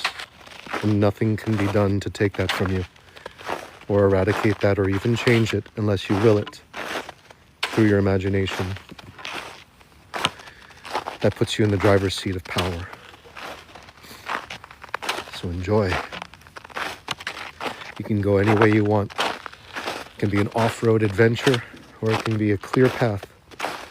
It can be an easygoing Sims, whatever you want. Hope. Hope is the distance we see ourselves between that which we want and where we are now. Hope is a disastrous word, for it gives us the belief that there's a possibility we can be wish-fulfilled, yet we are not wish-fulfilled yet. So we submerge ourselves in time, thinking about what has been lost in the past, which I've done a lot today, and also rumination, which is thinking about what could be in the future if things don't change that already occurred in the past. What is missed in this is the now, where the only unfolding of aliveness occurs. And so by avoiding this now moment, rumination and perseveration on the past leads to suffering, because there can be no resolution through time. Time is a construct that uses the aliveness of the now in order to exist, but it exists as a phantom.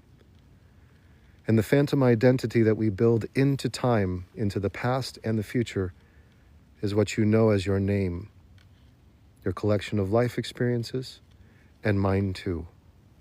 Mine being William Vincent Carlton, the avatar, having a life experience, a human being with an identity, is a concept built by time that is in effect nothing more than illusion.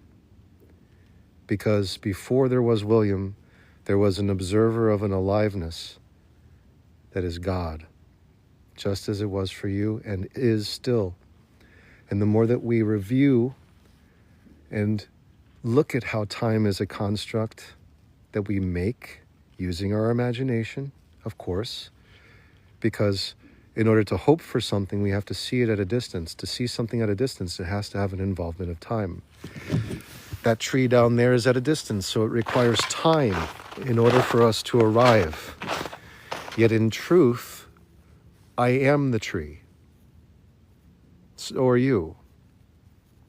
So there's no distance between us, because I, as the observer of aliveness and the provider of this entire life experience, yet I'm nothing at the same time. I'm an aliveness. I'm a form of ether. I am consciousness. Therefore, there is no distance between myself and the tree. I am the tree. As much as there is distance created, that distance is man-made. We come into body in order to perceive separation from things. It's a natural way of being. It's not truth and it's not relieving, but it is a natural way of being. We put ourselves at a distance from things in order for there to be a development of story. And through the development of story, we can start to make sense of things. And the reason why we want to make sense of things is because innately, deeply down in the core of who we are, we all fear obliteration and death as egoic selves. And so we do horrible things and we place ourselves at a distance because we are afraid of death and for someone to be judged is to experience a small death, to be told you've done something wrong. The feeling is one of a miniature death. And so what happens is all of those feelings that we have of being judged and wanting to avoid that and wanting to be at a distance from that and to prevent it at all possible, if all possible, by controlling things, we build all of these suffering, pain remembrances of time into the cells of our body, and it becomes a body of pain.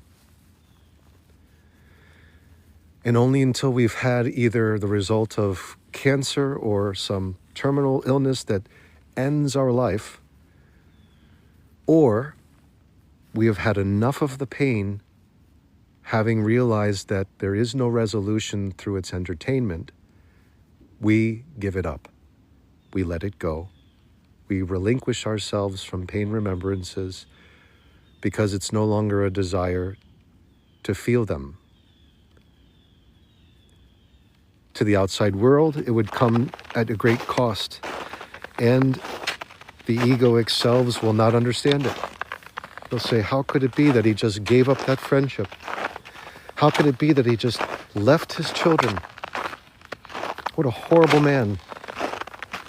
How could it be he did all these things, or she did all these things? She has that body count. She keeps sleeping with more and more men. How could it be? She must have so many problems. And the ego is just saying, yes, I've got this one unconscious in a story. I'm feeding off of their imagination. I'm living through time. Therefore, I can continue to exist. And the ego is going to say, I've got you. I know it doesn't feel good to be told you have a high body count. I know it's not fair. I know you had difficulty growing up, that daddy left you, didn't take care of you, never did what he promised. Heck, your own mom said it too.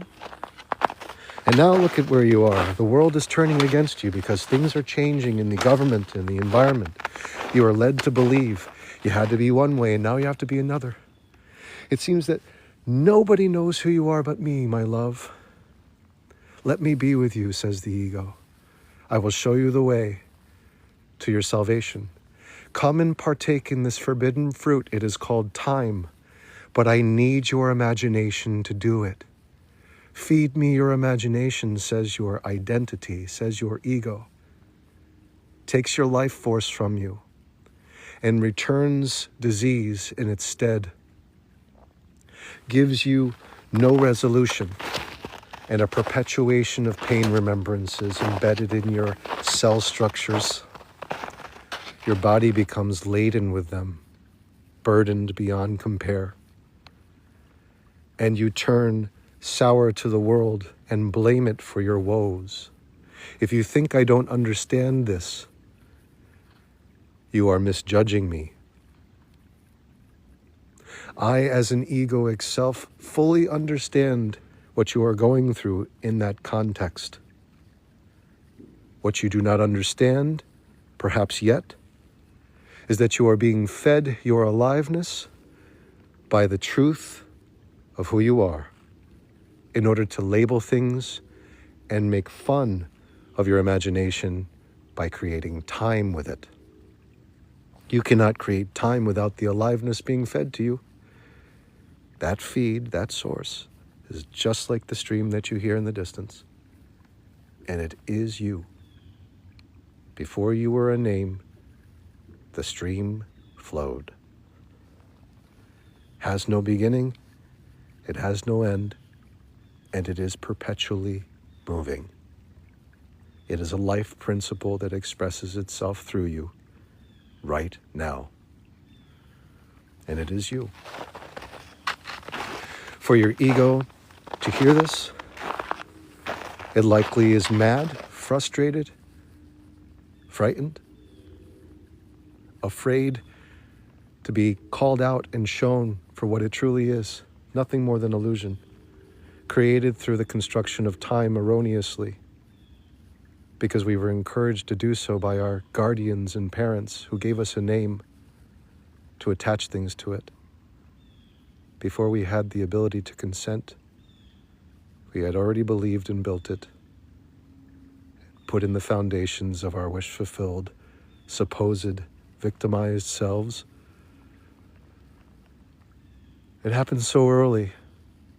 No one consents to it. And that's why I'm saying it should have no value to you, because it was forced upon you. Not because you're a victim, but because simply it was forced upon you. You should not value it, nor should you value anything that is forced upon you. Anything that says you must adhere to the rules outside of you without any consent or choice, that is not something that you can call a friend or trust.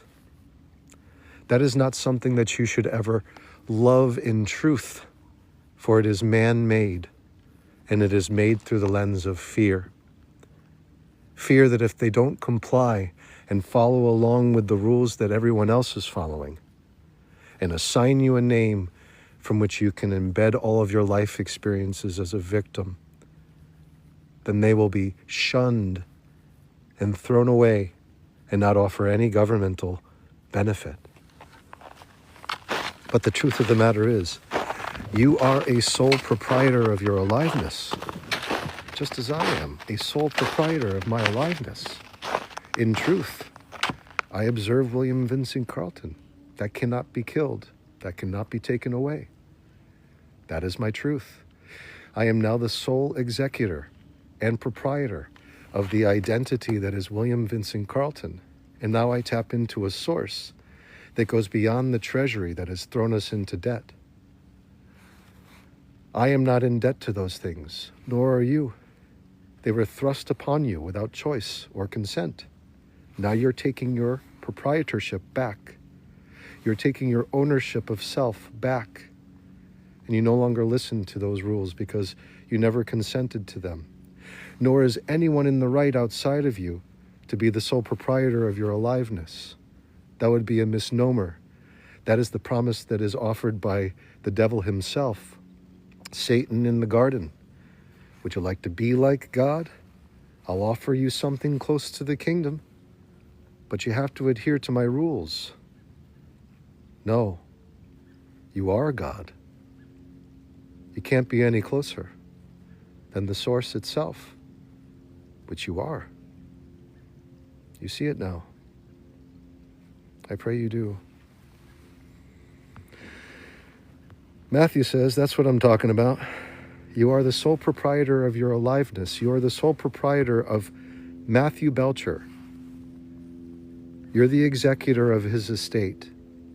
If someone says that you have to adhere to the rules of someone else, this is your external circumstance which you have already created as the observer of your aliveness, telling you to be a slave to it. You do not comply. It's as simple as that. By complying, you've enslaved yourself voluntarily, done the same thing that your parents volunteered you to do, or your guardians, whoever gave you a name. You are not that. You are the sole proprietor and executor of this identity that has been thrust upon you. Therefore, you take responsibility for it now. You nurture it, and you give it the proper feed that it needs. You make it a king, you make it a queen, you make it an emperor, you make it an empress, and you give it a kingdom that is within. And you take better care than those who thrust you into this garbage of indoctrination. And you know who else said this? Jesus of Nazareth said this, and he was crucified for it. So I'd say I'm in good company. Ula Kashar invites me to co-host. Not today.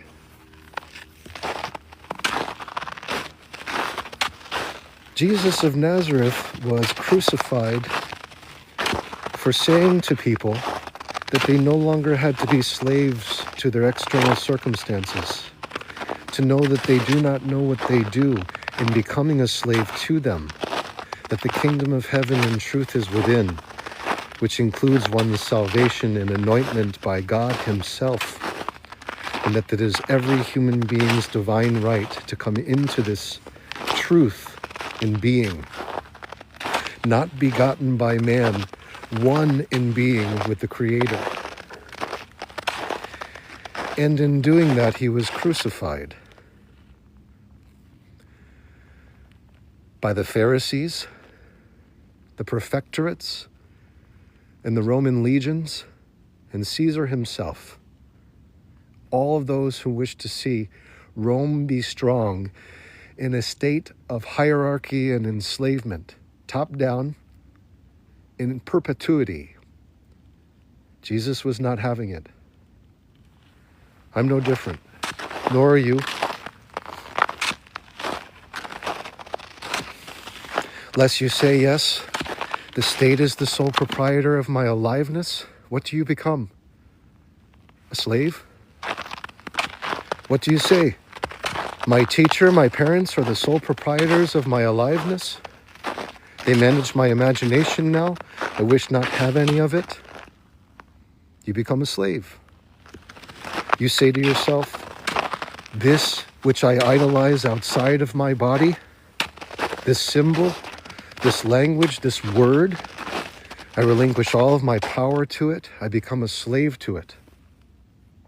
You are the sole proprietor, the owner, the executor of your aliveness as identity. It was thrust upon you without your consent.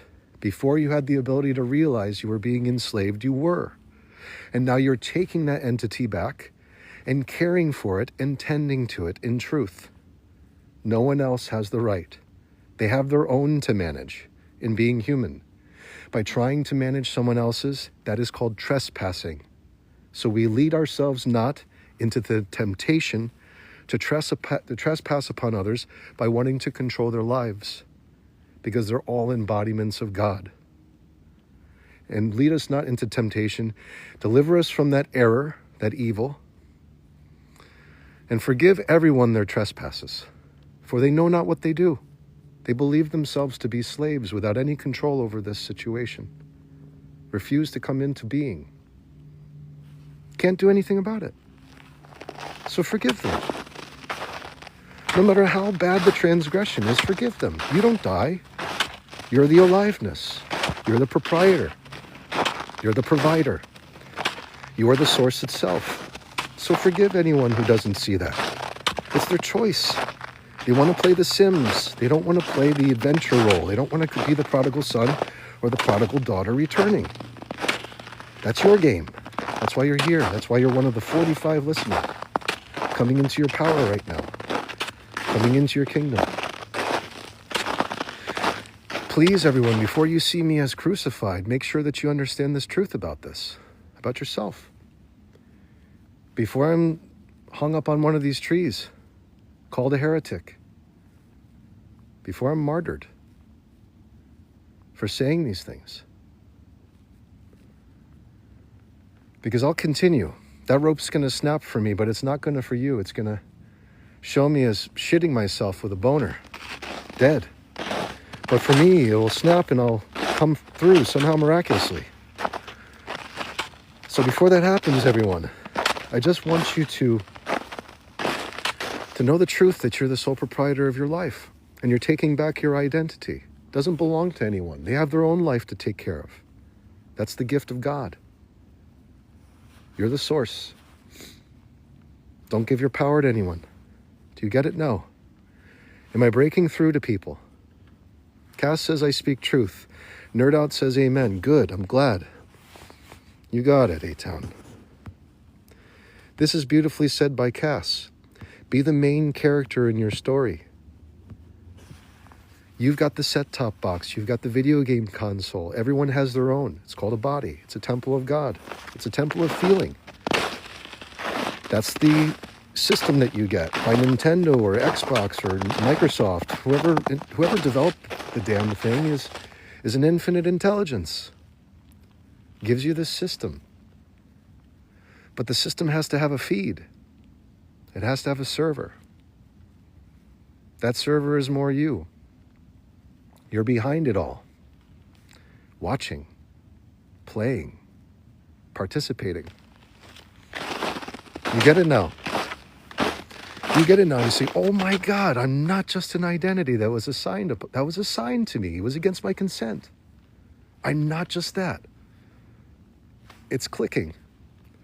I can look around now and say, without being an identity, with a bunch of life experiences trying to force me to make sense of all this, I can just be okay with it happening. Just observing it. Like an alien on a new planet. Before I make any meaning of it, I can just observe it. And the secret to that, the gift that comes with that, is you heal. Because you're no longer in the character performing and participating. That character goes under routine maintenance, steps out of the role, and is managed by the infinite intelligence in the form of healing and health and renewal. Not only that, your cells believe to be on the vacation with you wherever you decide to go. So go to someplace good. Go someplace warm in your mind, in your imagination. I mean it as the watcher. Go to some place that knows no bounds, that feeds you everything that you want, so that your cells believe to be there with you. Because wherever you go, your system goes with you. The controller and the system are tethered. So that's the cells.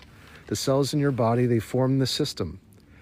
You're the controller, so you're tethered to it like an umbilical cord. So just keep going.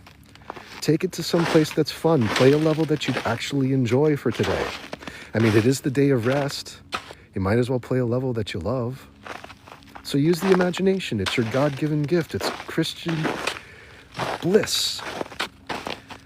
Seriously, it's Christ. Christ consciousness is your imagination. It's your greatest power. So as an observer, you are granted access to the imagination, and we just take it for granted because it's so easily accessible. We never think of it as something special, but it's truly special. It's divine. You can go anywhere, do anything, be anyone, become anything, fly, dissipate, come and go, transport. You can do whatever you want. That's why it's such a beautiful gift. It's the fuel of your enlightenment. It's your source of creation. So be there. Go to that place, always. Knowing now that you are the sole proprietor and executor of your identity, that you've taken it back after it was given to some state agency, that your parents voluntarily gave you away to some system. You built up a bunch of life experiences on top of that name that was like your ID code. It's just a frequency. William is just a frequency. William. It's just a frequency. So is A-Town, so is Chevy Dog, so is Cass. Just Jamila, Alyssa, they're all just frequencies. And we jump to them because we have all these life experiences embedded with it. But we are the proprietor of that. We're the owner of that. You own your identity. Remember? You created it. You fed it aliveness. You brought it to life. Now you own it. And you own it by saying, I will never give this to anyone. I'm not going to give it to a state. I'm not going to give it to some monopoly game. I'm not going to give it to a system that says I owe debt. That's not me. Because I can decide whatever the hell I want to do with this now. It was taken from me against my consent, so I'm taking it back. That's it. It's referred to as the straw man. That's what it's called. And if you think of it, it's like if I only had a brain, you know? The straw man concept. It is. It's Dorothy in The Wizard of Oz going through the various components of consciousness and discovering that there is a straw man who has no real essence to him. He just doesn't have any sort of consciousness really unless he's fed it by some external source. So he's susceptible to all influences. He's unconscious. That is the straw man. That's the scarecrow, constantly fearful of all things if it doesn't make sense. And then you have, the lion heart, which is courage. But if you are just in a straw-based scenario where you're being led down the primrose path, the yellow brick road, you see only one narrow path, then what happens to that lion is it starts to consume itself with anger and frustration because there's no place to go. It's this linear path. So the Wizard of Oz starts to take on this whole new meaning. And you have Dorothy going through as like an observer, and then you have the source, the Emerald Castle, the source of all creation, the imagination, where the truth is revealed. It was all just an illusion. Albeit very convincing, it was all just an illusion. Created for our mere entertainment, that it was all just a dream. at the end of the day. Just a very convincing, very real dream, but the moment that it becomes too scary, too perilous, you're pulled from it by consciousness itself, and you are awakened into your truth that it was all just a dream. And we get to have this experience every day when we fall asleep and we wake up again. And I'm telling you, you can have that experience right now with every in-breath and out-breath. You can have this experience anytime you want by stepping into the imagination and coming back to your waking life. You can do it through every peak and every valley, every up and every down. You can experience your rebirth with every step. And so if you're doing this, and you're doing this with consciousness as an observer of your aliveness, then you are forgiving yourself without knowing, without realizing. Because you forgive yourself when you wake up. No one wakes up angry. You have to build up into it. You wake up in the morning, you can catch anyone in the morning. You could have the worst argument in the world, but the moment you catch them in the morning, if you catch them just as they wake up, it's as if all the arguments have been forgotten. All of the issues that once existed are bad until they're reminded again of what was happening before you drifted off to sleep. But you're given a rebirth every morning. It's a great reset. The great reset. Sueru says, universal law of one. Let's pin it. Mr. Tommy Pickles says it's a learning experience. It is a learning experience. That's why we're here. Know thyself. Polar Bear Ninja 631646 shared. Thank you. Nicole says, I will never give it to anyone because Nicole Jackson is the identity, and the aliveness that observes Nicole Jackson is saying, I never give this to anyone. Being the sole proprietor, the executor of the estate that is the identity, because this identity was given without consent or permission to a state system, to parents, to someone outside of Nicole Jackson's observance of aliveness. Therefore, the observer of Nicole Jackson is the sole proprietor and executor and will not give that to anyone, therefore becoming free from enslavement. This is how we do it. That's it. And trust me, your identity should be really happy about this, because you now have access to an infinite source that is the imagination that can feed you everything you desire. Whereas before, the identity was just trying to survive based on consequences from the external environment, believing to be alone and victimized. It's a totally different game now. It's a totally different game.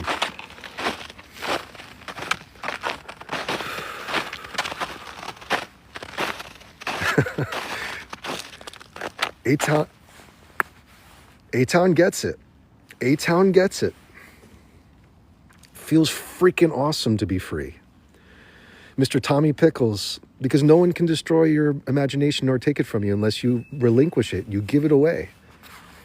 But even then, you're not giving it away truthfully, because it will always exist as accessible to you. No one can destroy it. So the imagination is your Christ consciousness. It can't be destroyed, can't be taken from you. And you are the owner of it. You're the only one allowed access to it as you. Therefore, you use it for the reclaiming of your identity, knowing that that was given away erroneously. Don't blame anyone for it, but it happens, so you're taking it back. That's it. Lisa says to neighbor, neighbor said something. Yes, neighbor says, Lisa brought me here. I love it here. What a lovely neighbor. I love good neighbors. Elevate Our Souls says, all truth right here. Caveman Productions says, love for all. I love this. Folks, I started off tough and going through strife. And I'm loving this harvest now. It was a hard beginning today. B. Tilly, thank you for following. And it was just as important. You see, it leads to these incredible revelations. It leads to these expansive moments where we make it through the entire cycle. It's like the in-breath is really good. It's helpful. You know we have a chance. But the out-breath is the relief. It's the letting go. It's the release of whatever buildup there was. And it will happen again. for however long we want to. Because once again, we're observing our aliveness, we're taking back our identity to be the sole proprietor and owner of it, the executor of it. And therefore we know we're now fueling it with love, healing it with love, and giving it the imagination so that the cells within our body can escape the situation of peril that we've placed it under by worrying incessantly and using time erroneously, constructing things with time. We're just giving it vacation. Anytime you step into the imagination and feel good about it, you're giving your cells a vacation from pain.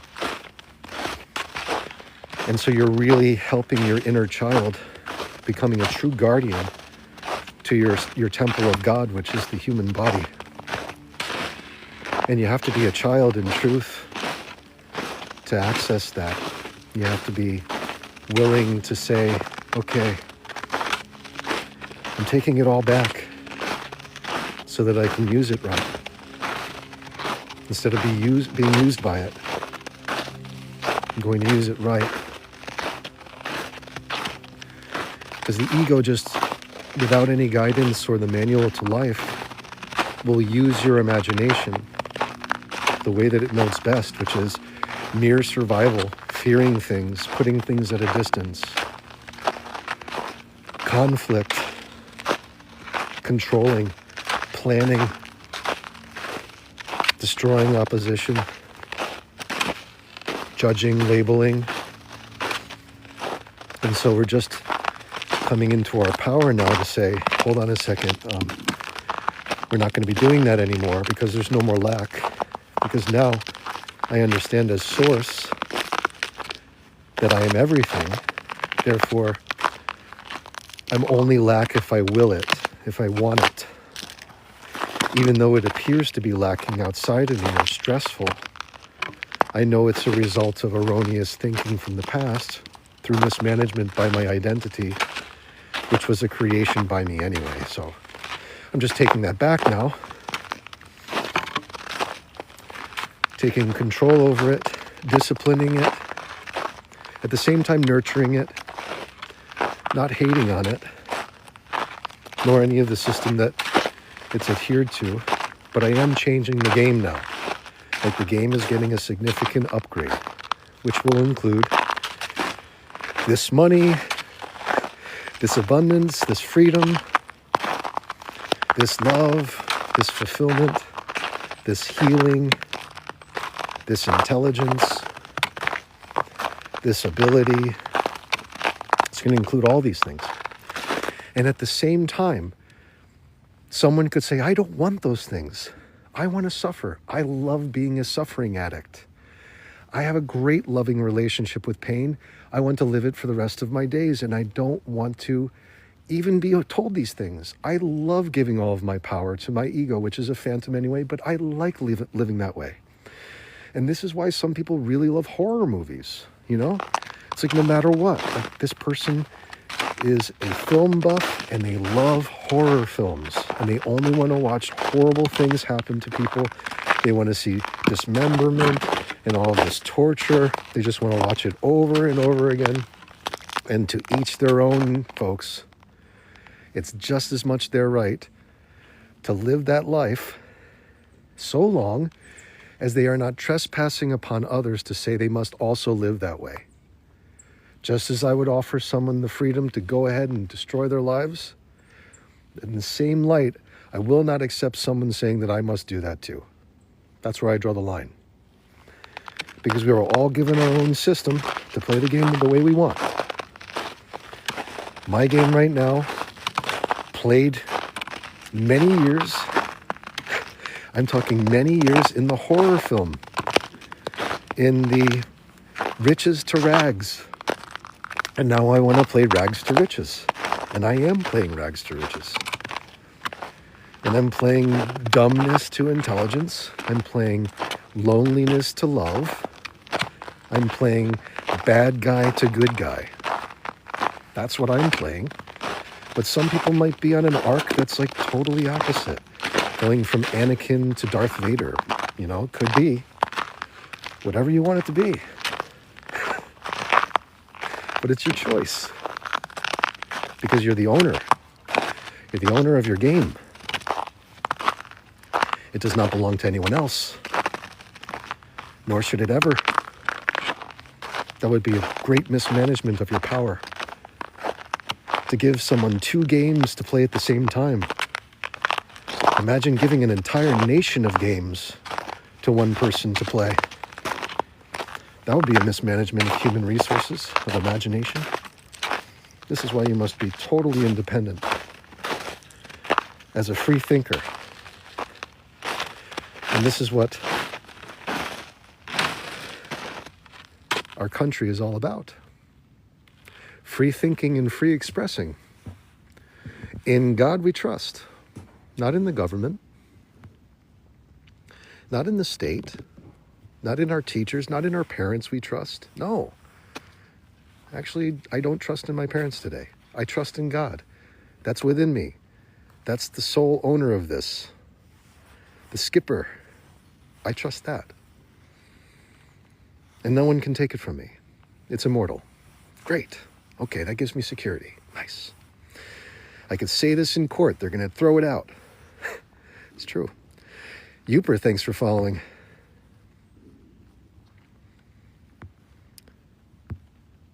Andrew says, I have to go see you in receiving.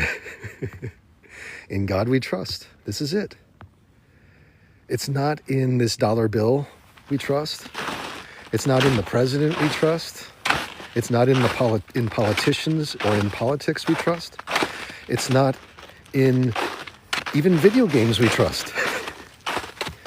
But the source that provides the aliveness as God is where all of our trust is, because it is the trust. The trust is just another word for treasury. God is the treasury. So in this, we become the treasury and the manager of all of our treasure. All of our healing, all of our wish fulfillment, all of our abundance, all of it now, because we are observing that we are alive. We then trust in this intelligence more than the result of it. This is the effect. And deep down inside you, your imagination is the cause. Cause and effect. The step is the cause. The thought is the cause, the step is the effect. Okay? Thought from the imagination is the cause. The step is the effect. Got a little caught up there, crossing the stream. Neighbor gets it. I'm happy about that. Fawn says, when a tree, us, is pruned of its negative, it produces a beautiful fruit. I love this. I agree, Fawn. Let's talk about that too. I love that. Let's talk a little bit about what happens when a tree has a branch cut, right? You could think of it as, hardship, difficulty, when a tree branch is cut. But what happens is, once it experiences that slicing, there's probably a dormant period of about 2 weeks. And then afterward, not 1, but 2 branches grow out from the point where there was the cut. Which means, for every door that closes, another 2 open. The possibility of growth in one direction and the other. 2 directions of growth for every hardship that we experience, according to the trees. And what that leads to is a thicker canopy. Eventually, you won't even see where the harm occurred. It'll just be filled in by all this newfound growth, moving in all different directions in accordance to the Fibonacci sequence.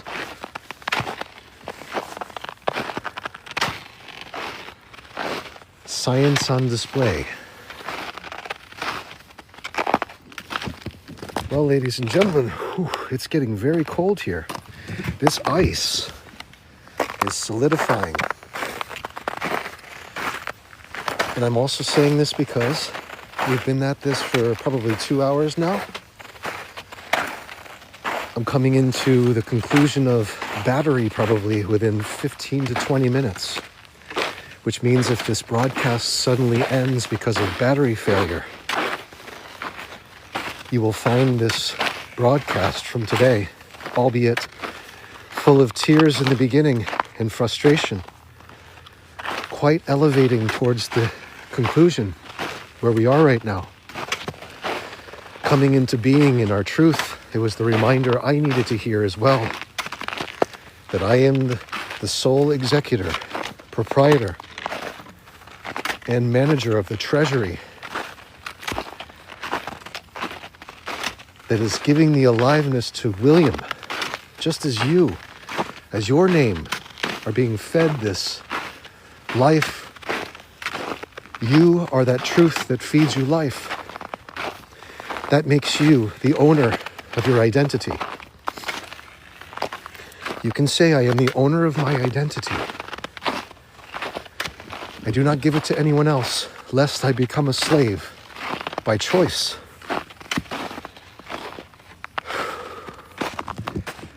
The same thing goes with all of your emotions.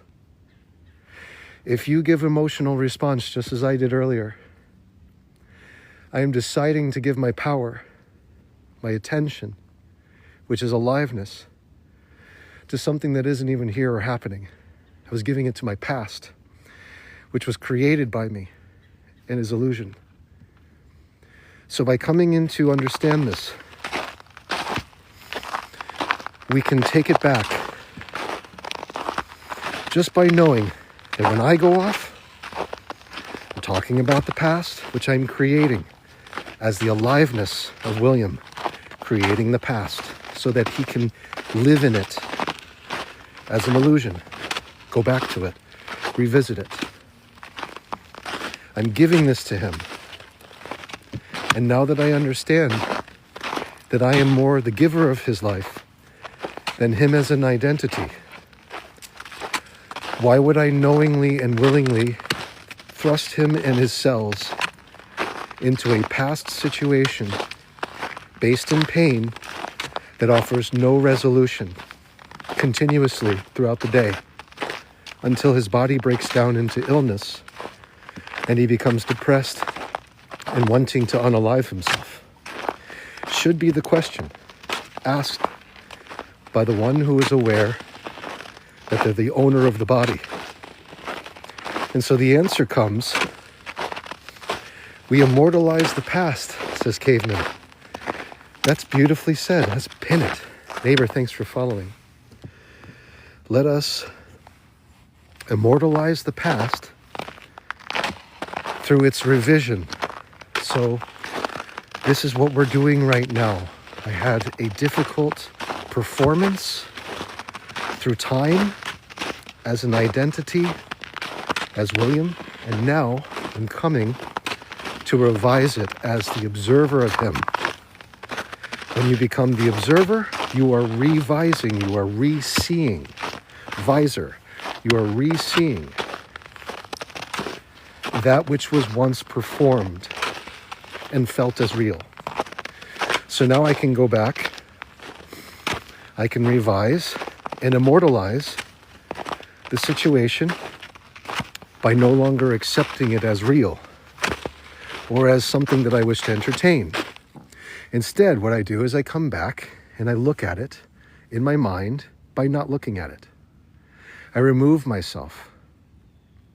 Okay? I remove myself by imagining something greater. Example, I'm with my children. They're laughing, they're playing, they're enjoying life. Their wish fulfilled. I see all of you, in whatever unique way I do, happy, liberated, wish fulfilled. I see my ex-wife celebrating, having goodness come to her life, being at ease, however she desires. I see my mother in laughter, looking forward to me, coming home, or better yet, instead of me, she's just free. I'm not there, nor am I there with my ex-wife, nor am I there with my father. Instead, I just see a passing of frames with the brightest smiles I've ever seen on their faces, ever expressed, over and over again, on a recycle. That way I don't have to be there. I don't have to fall into a character and interfere. And thus I revise my past pain remembrances. By removing myself, I immortalize them. Just as cavemen said, immortalize the past. I would like to add to that, immortalize the past through revision, by removing yourself from the equation. Now the story can exist just the way it has, as over. However, it needs to be organized. And I will say this from Scripture. Let the dead bury the dead. It's the same as saying, let the immortalized past bury its immortalized past self. Just let the dead bury the dead, the past bury the past. That's it. Come into your present moment as the observer of your aliveness, the executor of your estate, reclaiming ownership over your identity as human, your name, all of your life experiences. And now you step into the imagination and start to revise the kingdom for that identity so that it can live wish-fulfilled and enrich the lives of those whom you love and choose to love. That's it. That's the formula. That's what we're doing. And it is getting quite cold now. I can even feel it after all this time. Oh, it's getting very slippery too. So let's get off the ice path. Look at this. It's like an ice rink. Even with a walking stick. Quite treacherous right now. Oh, ladies and gentlemen, I have to thank you because we are at 17,800 feet above sea level. To all those who have tuned in and are tuning in today, should this battery fail anytime soon, I want you to know how loved and appreciated you are by this avatar, William, with broadcasting, coming into being with his aliveness, just as many of you are. So nice to know we are deserving of a wish-fulfilled life, and that it is now attainable instantaneously through the imagination, and that is quite sufficient. For the relief it gives is far greater than any stress we otherwise would be feeling if subjected to the stressors that before seemed impossible to overcome, that were thrust upon us as victims of external circumstances. We come into being now in truth. All is one.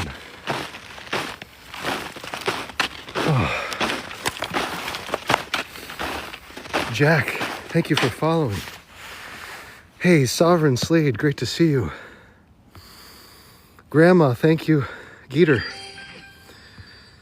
Oh. It says, thank you for sharing the snow and the outdoors. You're most welcome. It's all yours. You are creating it. You are a creator. Busy day today indeed, Pelios. We're caught up. Jane says thank you. You're welcome, Jane. The aliveness of you is now managing all things. Trust when I say that it loves you. I was right back here on this path before, and I had asked in this very moment about 2 hours ago, when we get cut, what heals it? Do we heal it as identity? No, it's the infinite intelligence that heals it. It's our consciousness that heals it, the aliveness that comes from that.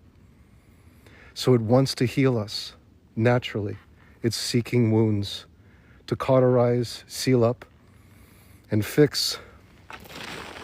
And if we get out of the way, just like we do at night, when we sleep, this intelligence can work very efficiently at reorganizing things in our lives, depending on how creative we become with our imagination, only fuels the recovery. For if you see yourself living from the end as wish-fulfilled in perfect health, healing, wish fulfillment, joy, love, and abundance, the infinite intelligence has that blueprint formed into a seed, impresses Mother Earth herself, the womb of creation, the matrix meaning womb in Latin, so that it may be expressed and given to you out of love for you by the source that is you. It only wants to heal us. It wishes to expand us, keep us alive, preserve us, fortify us, protect us. And it does it perfectly. It does it perfectly by keeping us alive.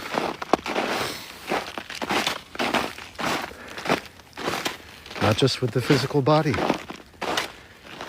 but with consciousness being fed through us. By being given the Holy Spirit as our breath, we maintain this aliveness and this tethered connection with Christ, which is the anointment that comes from our stepping into the kingdom of heaven within the imagination.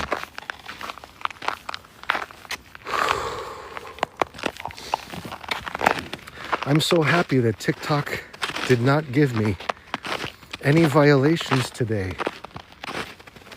nor has it given me any captchas to have to piece together or else cancel the broadcast. I think it's finally caught on that I speak without error most of the time and continuously.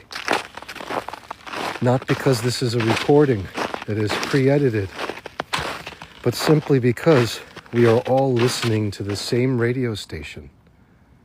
It is the frequency of the earth. Schumann's resting frequency, 7.83 hertz. We're all tuned in, taking in consciousness in truth. Fawn, thank you for following. Sovereign Slade says, I've noticed that the comments are visible now, all of them. Indeed, Sovereign, I've noticed this too. Something is shifting. Thank you for that, Grandma Jeter. I love you all. Sunflower Goddess Infinite One says, amazing live, peace and blessings to everyone. Thank you. Same with you. All of you beautiful people. And observers of your beautiful, beautiful selves.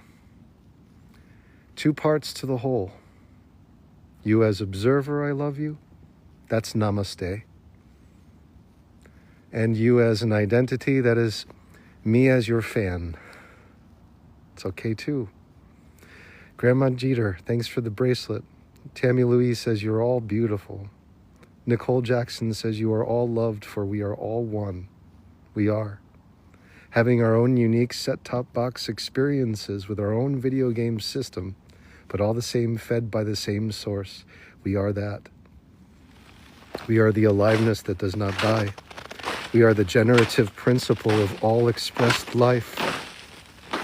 We are the birthless, deathless, changeless, and immortal expression of the good, that which heals and expands in the form of love as known in truth. I am that. I am.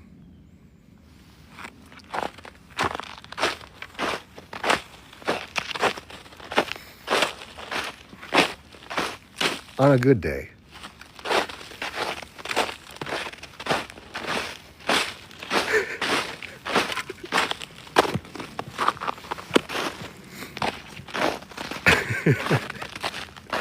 Caden Ryan says, eek, I love it here. Me too, Caden. It's great to see you again. Outlaw Priestesses. All right. When I'm having a good day, that's how it feels, Outlaw Priestess. But it's for a small window of time. And then it's just, status quo. A-Town says, can you repeat that again? Observer and what else? Sure, you got it, A-Town. Sure. So, there are two general forms of aliveness that we experience. One is the assigned role as performer of this life experience. That would be called your avatar or your identity or your ego self. That's your name and all of your life experiences. All of the data recorded by your DNA being thrust through you in a holographic projection, that would be your identity. And then there is the source of that, which is pure light. It's consciousness. It's also considered Christ consciousness.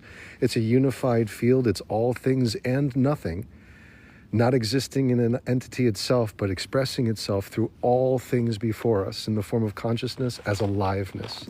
So there's aliveness in this tree. There's aliveness in the snow. There's aliveness in every atom and subatomic quark and particle and electron and proton that is flowing through this earth life experience. It's all consciousness. That is the source. And in truth, we are all that. While at the same time, we are given the beautiful gift of this vessel of life called the human body. And I believe it is a gift given to us because we competed against 250 million other competitors to make it to the cosmic egg, fertilize it, and be given the imagination to bring forth ourselves as a body and have a life experience here. We've all won the lottery in that sense. And the gift that comes from the lottery win, aside from having trillions of cells dying and being born for us in a perpetual cycle for like 100 years, sometimes more, sometimes less. What's even greater than that is the fact that we're given access to the source itself as it, which is called the imagination. It's a higher dimensional faculty than this 3D world because we can imagine infinite amounts of data, scenarios, situations without any bounds, and we can go to it instantaneously without any waiting, and it generates an actual environmental change for the cells of our body through a phenomena called epigenetics. So we as source are a life-giving generative principle that does not die. It's just a constant that's expressing life in its expansion to know itself through the things it creates. But it can't be those things.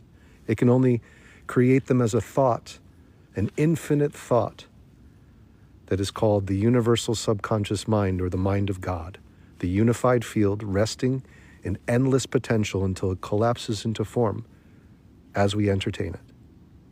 We as the entertainers are the creators of our reality. We observe and create. We observe through feeling, and we observe through the selection or entertainment of thoughts. And so we access this power through the imagination. It is our highest faculty of creation. And we witness the result in an avatar that has a sensory experience in a dualistic nature, where there's resistance, polarity, strife, mistakes, coming and going, masculine and feminine, positive and negative, good and evil. We experience all of that in a physical body as an identity, and we also observe that as the source of creation. The more we observe the aliveness as source without judgment or label, the more we are placing the avatar in what I would call higher consciousness or autopilot in a way that brings you directly to your wish fulfillment. That would be called peak experience, flow, or oneness, or bliss, illumination, ego death, because we're handing over the construct that was created by our parents or our guardians. We're handing over that identity to the source so that it can manage it properly. And since it's the creator of us, it knows exactly what we want before we even have a registered desire for something, because it's giving us the registered desire. So it already knows what we want. So by surrendering to it, we become like a babe in the womb. Obviously, we didn't need to know any plans. We didn't have to manage anything. We were just incubated in a womb with an umbilical cord that fed us everything. I believe that umbilical cord in this life is the sun and the light within.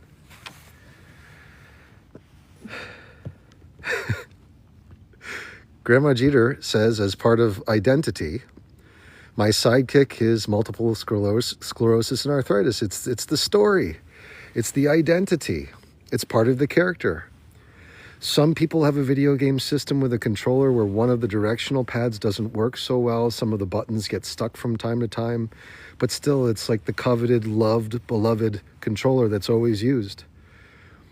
I mean, it could be repaired, but it would require a lot of undoing for it to be fixed. And of course, to get it done right, you would have to put it in the hands of someone who's a specialist, who really knows and understands how to replace the parts, get it functioning, and that would have to be the manufacturer itself. You'd have to return it to the manufacturer. The only way you can do that with your body, if you would like to see this change, is to imagine it. Because by using the imagination, you've returned your body to its producer, to its manufacturer. Therefore, it shall be repaired. And why I say this with such confidence is because we came from one cell. That cell was provided to us by the manufacturer so that it could distribute itself through reproduction and mitosis. Just the cell division comes from the one that we once were, formed by the manufacturer. So by going into the imagination, epigenetics indicates to the cells that they've changed their environment, they feel it, and as long as we go in our imagination to a place where we see ourselves as perfectly healed, perfectly recovered, perfectly wish fulfilled, the cells feel it, and we've returned those cells, the controller, as it were, to its manufacturer for proper redistribution of whatever parts and repairs it needs. This is how I stay warm. I return the body to the manufacturer. I've done it enough times to where now the cells in my body are filled with mitochondria on the outside of on the surface of my skin. There's tons of mitochondria. It's called brown adipose tissue or brown fat. And it's when a bunch of mitochondria bundle together and form a huge, powerful furnace. And so I should have frostbite in any other instance if it were just regular adipose tissue, regular fat tissue. But because it's brown fat, I stay warm and I don't shiver. That's not me. That's not my identity doing it, just as it's not my body, just as it's not my identity healing any cuts, just like before. It's the infinite intelligence basically getting the symbol or the sign that I want to be outside, I want to be warm, I wish to be, and I wish to overcome whatever elements are presenting themselves as challenging. Thus, I change the environment by imagining myself being still and warm, and the cells follow suit. They go back to the manufacturer. They get newfound instructions. The mitochondria improves, gathers information, comes back, starts to migrate to the surface of my skin and producing a stronger furnace. Therefore, I don't have to shiver to create heat. And I'm using glycogen reserves instead of using glucose. I'm now converting through glycogen and ketosis energy in a different way. It keeps me warm. The byproduct is thermogenesis. But that's not being managed by me. I don't understand how that system works within me. I know the electron transport chain, how that works, but I'm not in management of it. I know that belongs to the manufacturer. So I just return my body to the manufacturer. It keeps me warm. That's it. Stay out here for hours. Lulu says, very relaxing this. Thank you, Lulu. You came at the right time.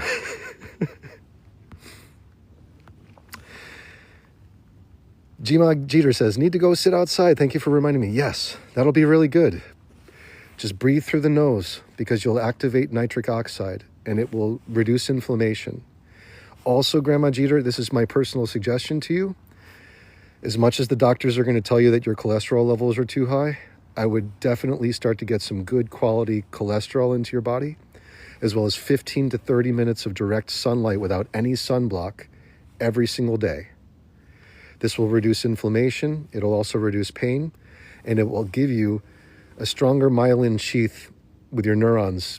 The myelin sheath between neurons is entirely made of fat and requires cholesterol for it to be properly produced. So those are my suggestions to you. Sovereign Slate, so multiple sclerosis is a degradation of the myelin sheath, which is basically like a conductor that sends information between neurons.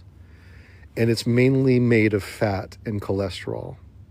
So all of the white components of the brain, so the white brain tissue is mostly fat and cholesterol. And so it's most of the brain.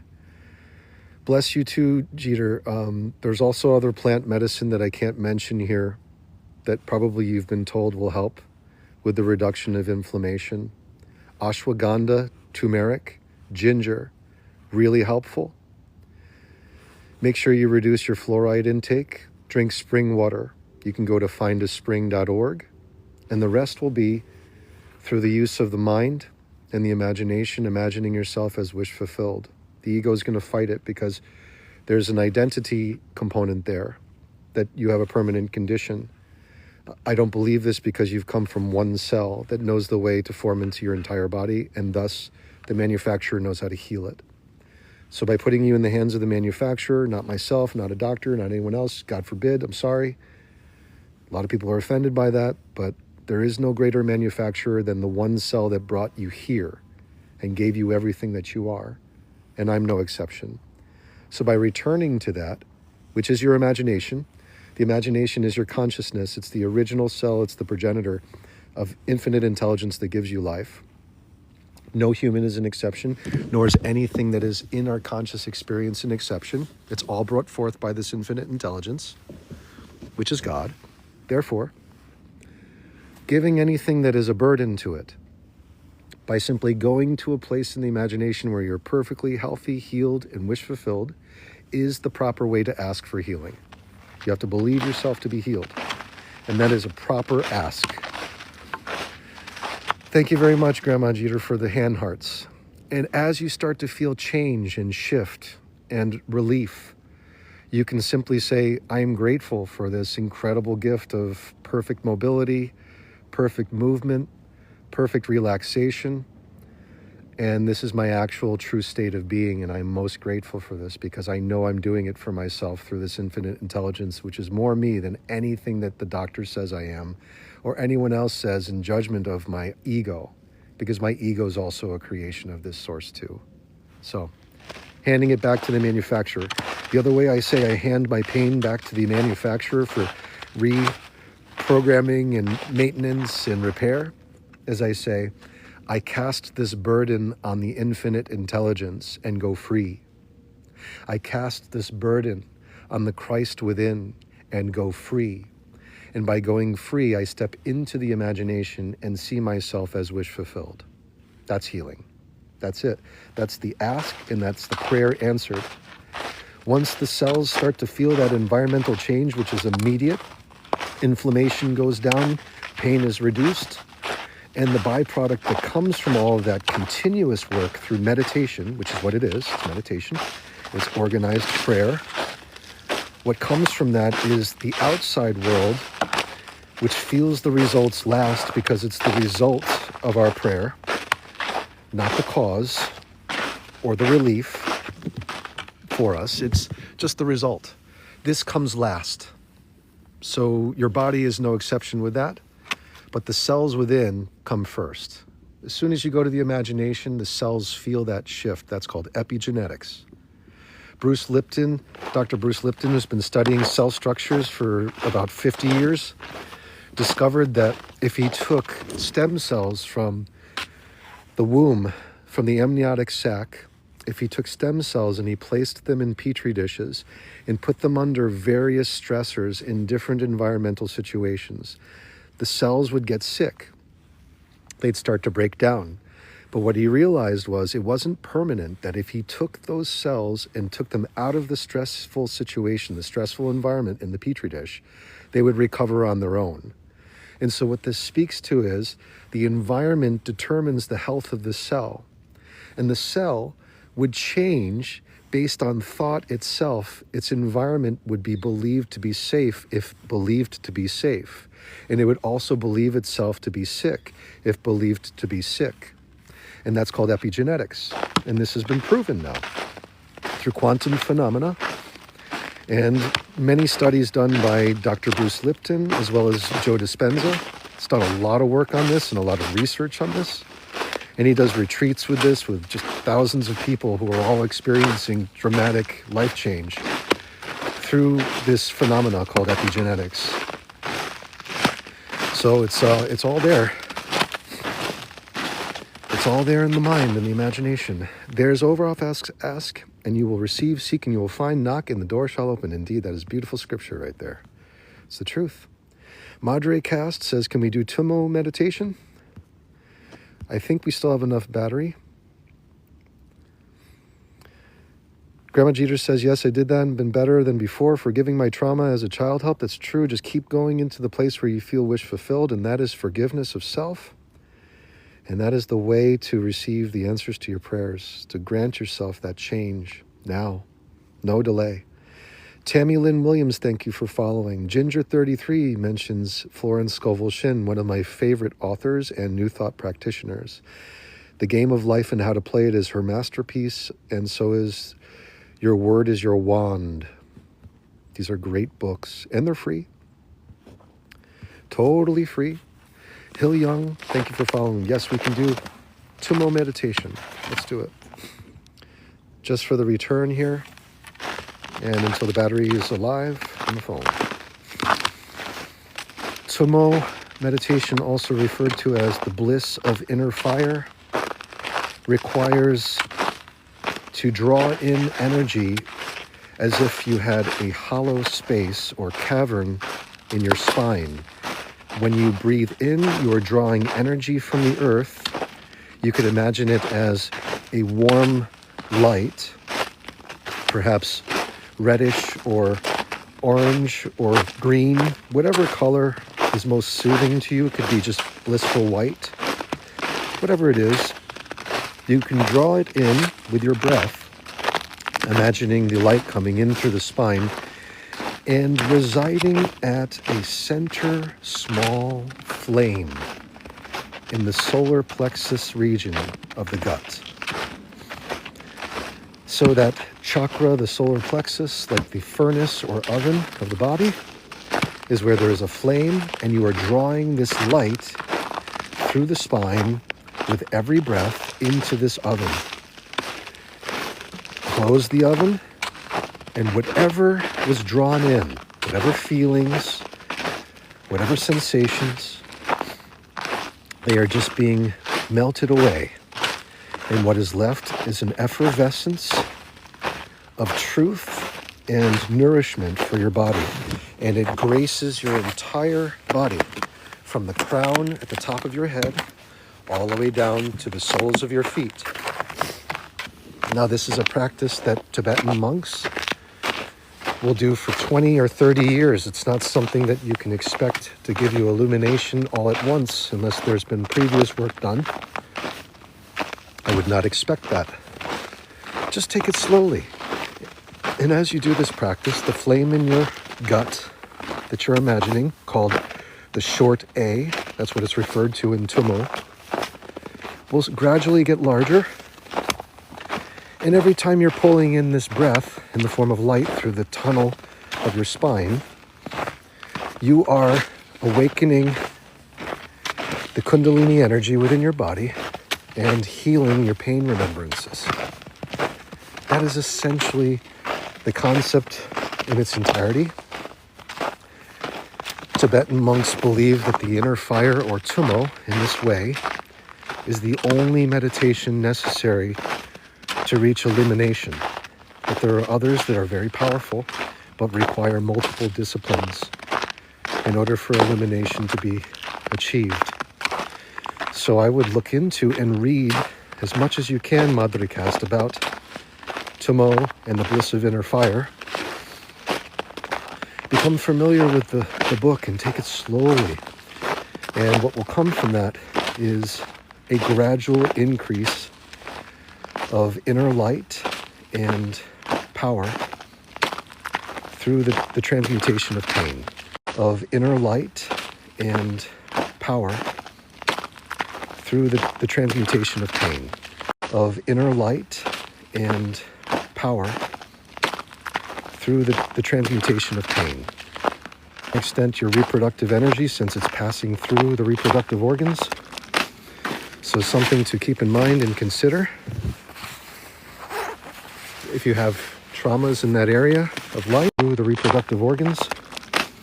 So something to keep in mind and consider. If you have traumas in that area of life, any rush or urgency, just take it slow. Be good to yourself. There is no rush. And in the meantime, everything that I've mentioned regarding epigenetics, as far as the healing of your pain remembrances, just by stepping into the imagination, it's a wonderful way to forgive yourself and others and to heal otherwise very overwhelming burdens from the past or fears of the future, to help to deprioritize the entertainment of time for the prioritization of the aliveness that we are in truth right now. Okay, everyone, that's going to conclude our broadcast for this beautiful afternoon. I want to thank all of you who came by for your compassion and understanding and wisdom and questions, for your follows, your likes, your love. Understanding that I wouldn't have made it through without you. It's really the truth. And I am most grateful for you all. Anya says, forgiving yourself is the hardest indeed. It requires the most amount of compassion and patience, which I know all of you have and possess. You can expect, by the way, folks, if you haven't hit over here the follow button, do that, because you'll see when I go live and you'll be able to catch up with whatever we're talking about regarding consciousness. In addition, I would love it if you would go to my YouTube channel. It's in my bio, the link. Please subscribe. Every day I drop these live broadcasts for everyone to see in case you missed part of the broadcast. Today you're going to see a variance of emotions. Hello, guys. They're shy. Those are the dark-eyed juncos who are probably only going to be around for another few weeks before they migrate north to Canada once it starts to thaw.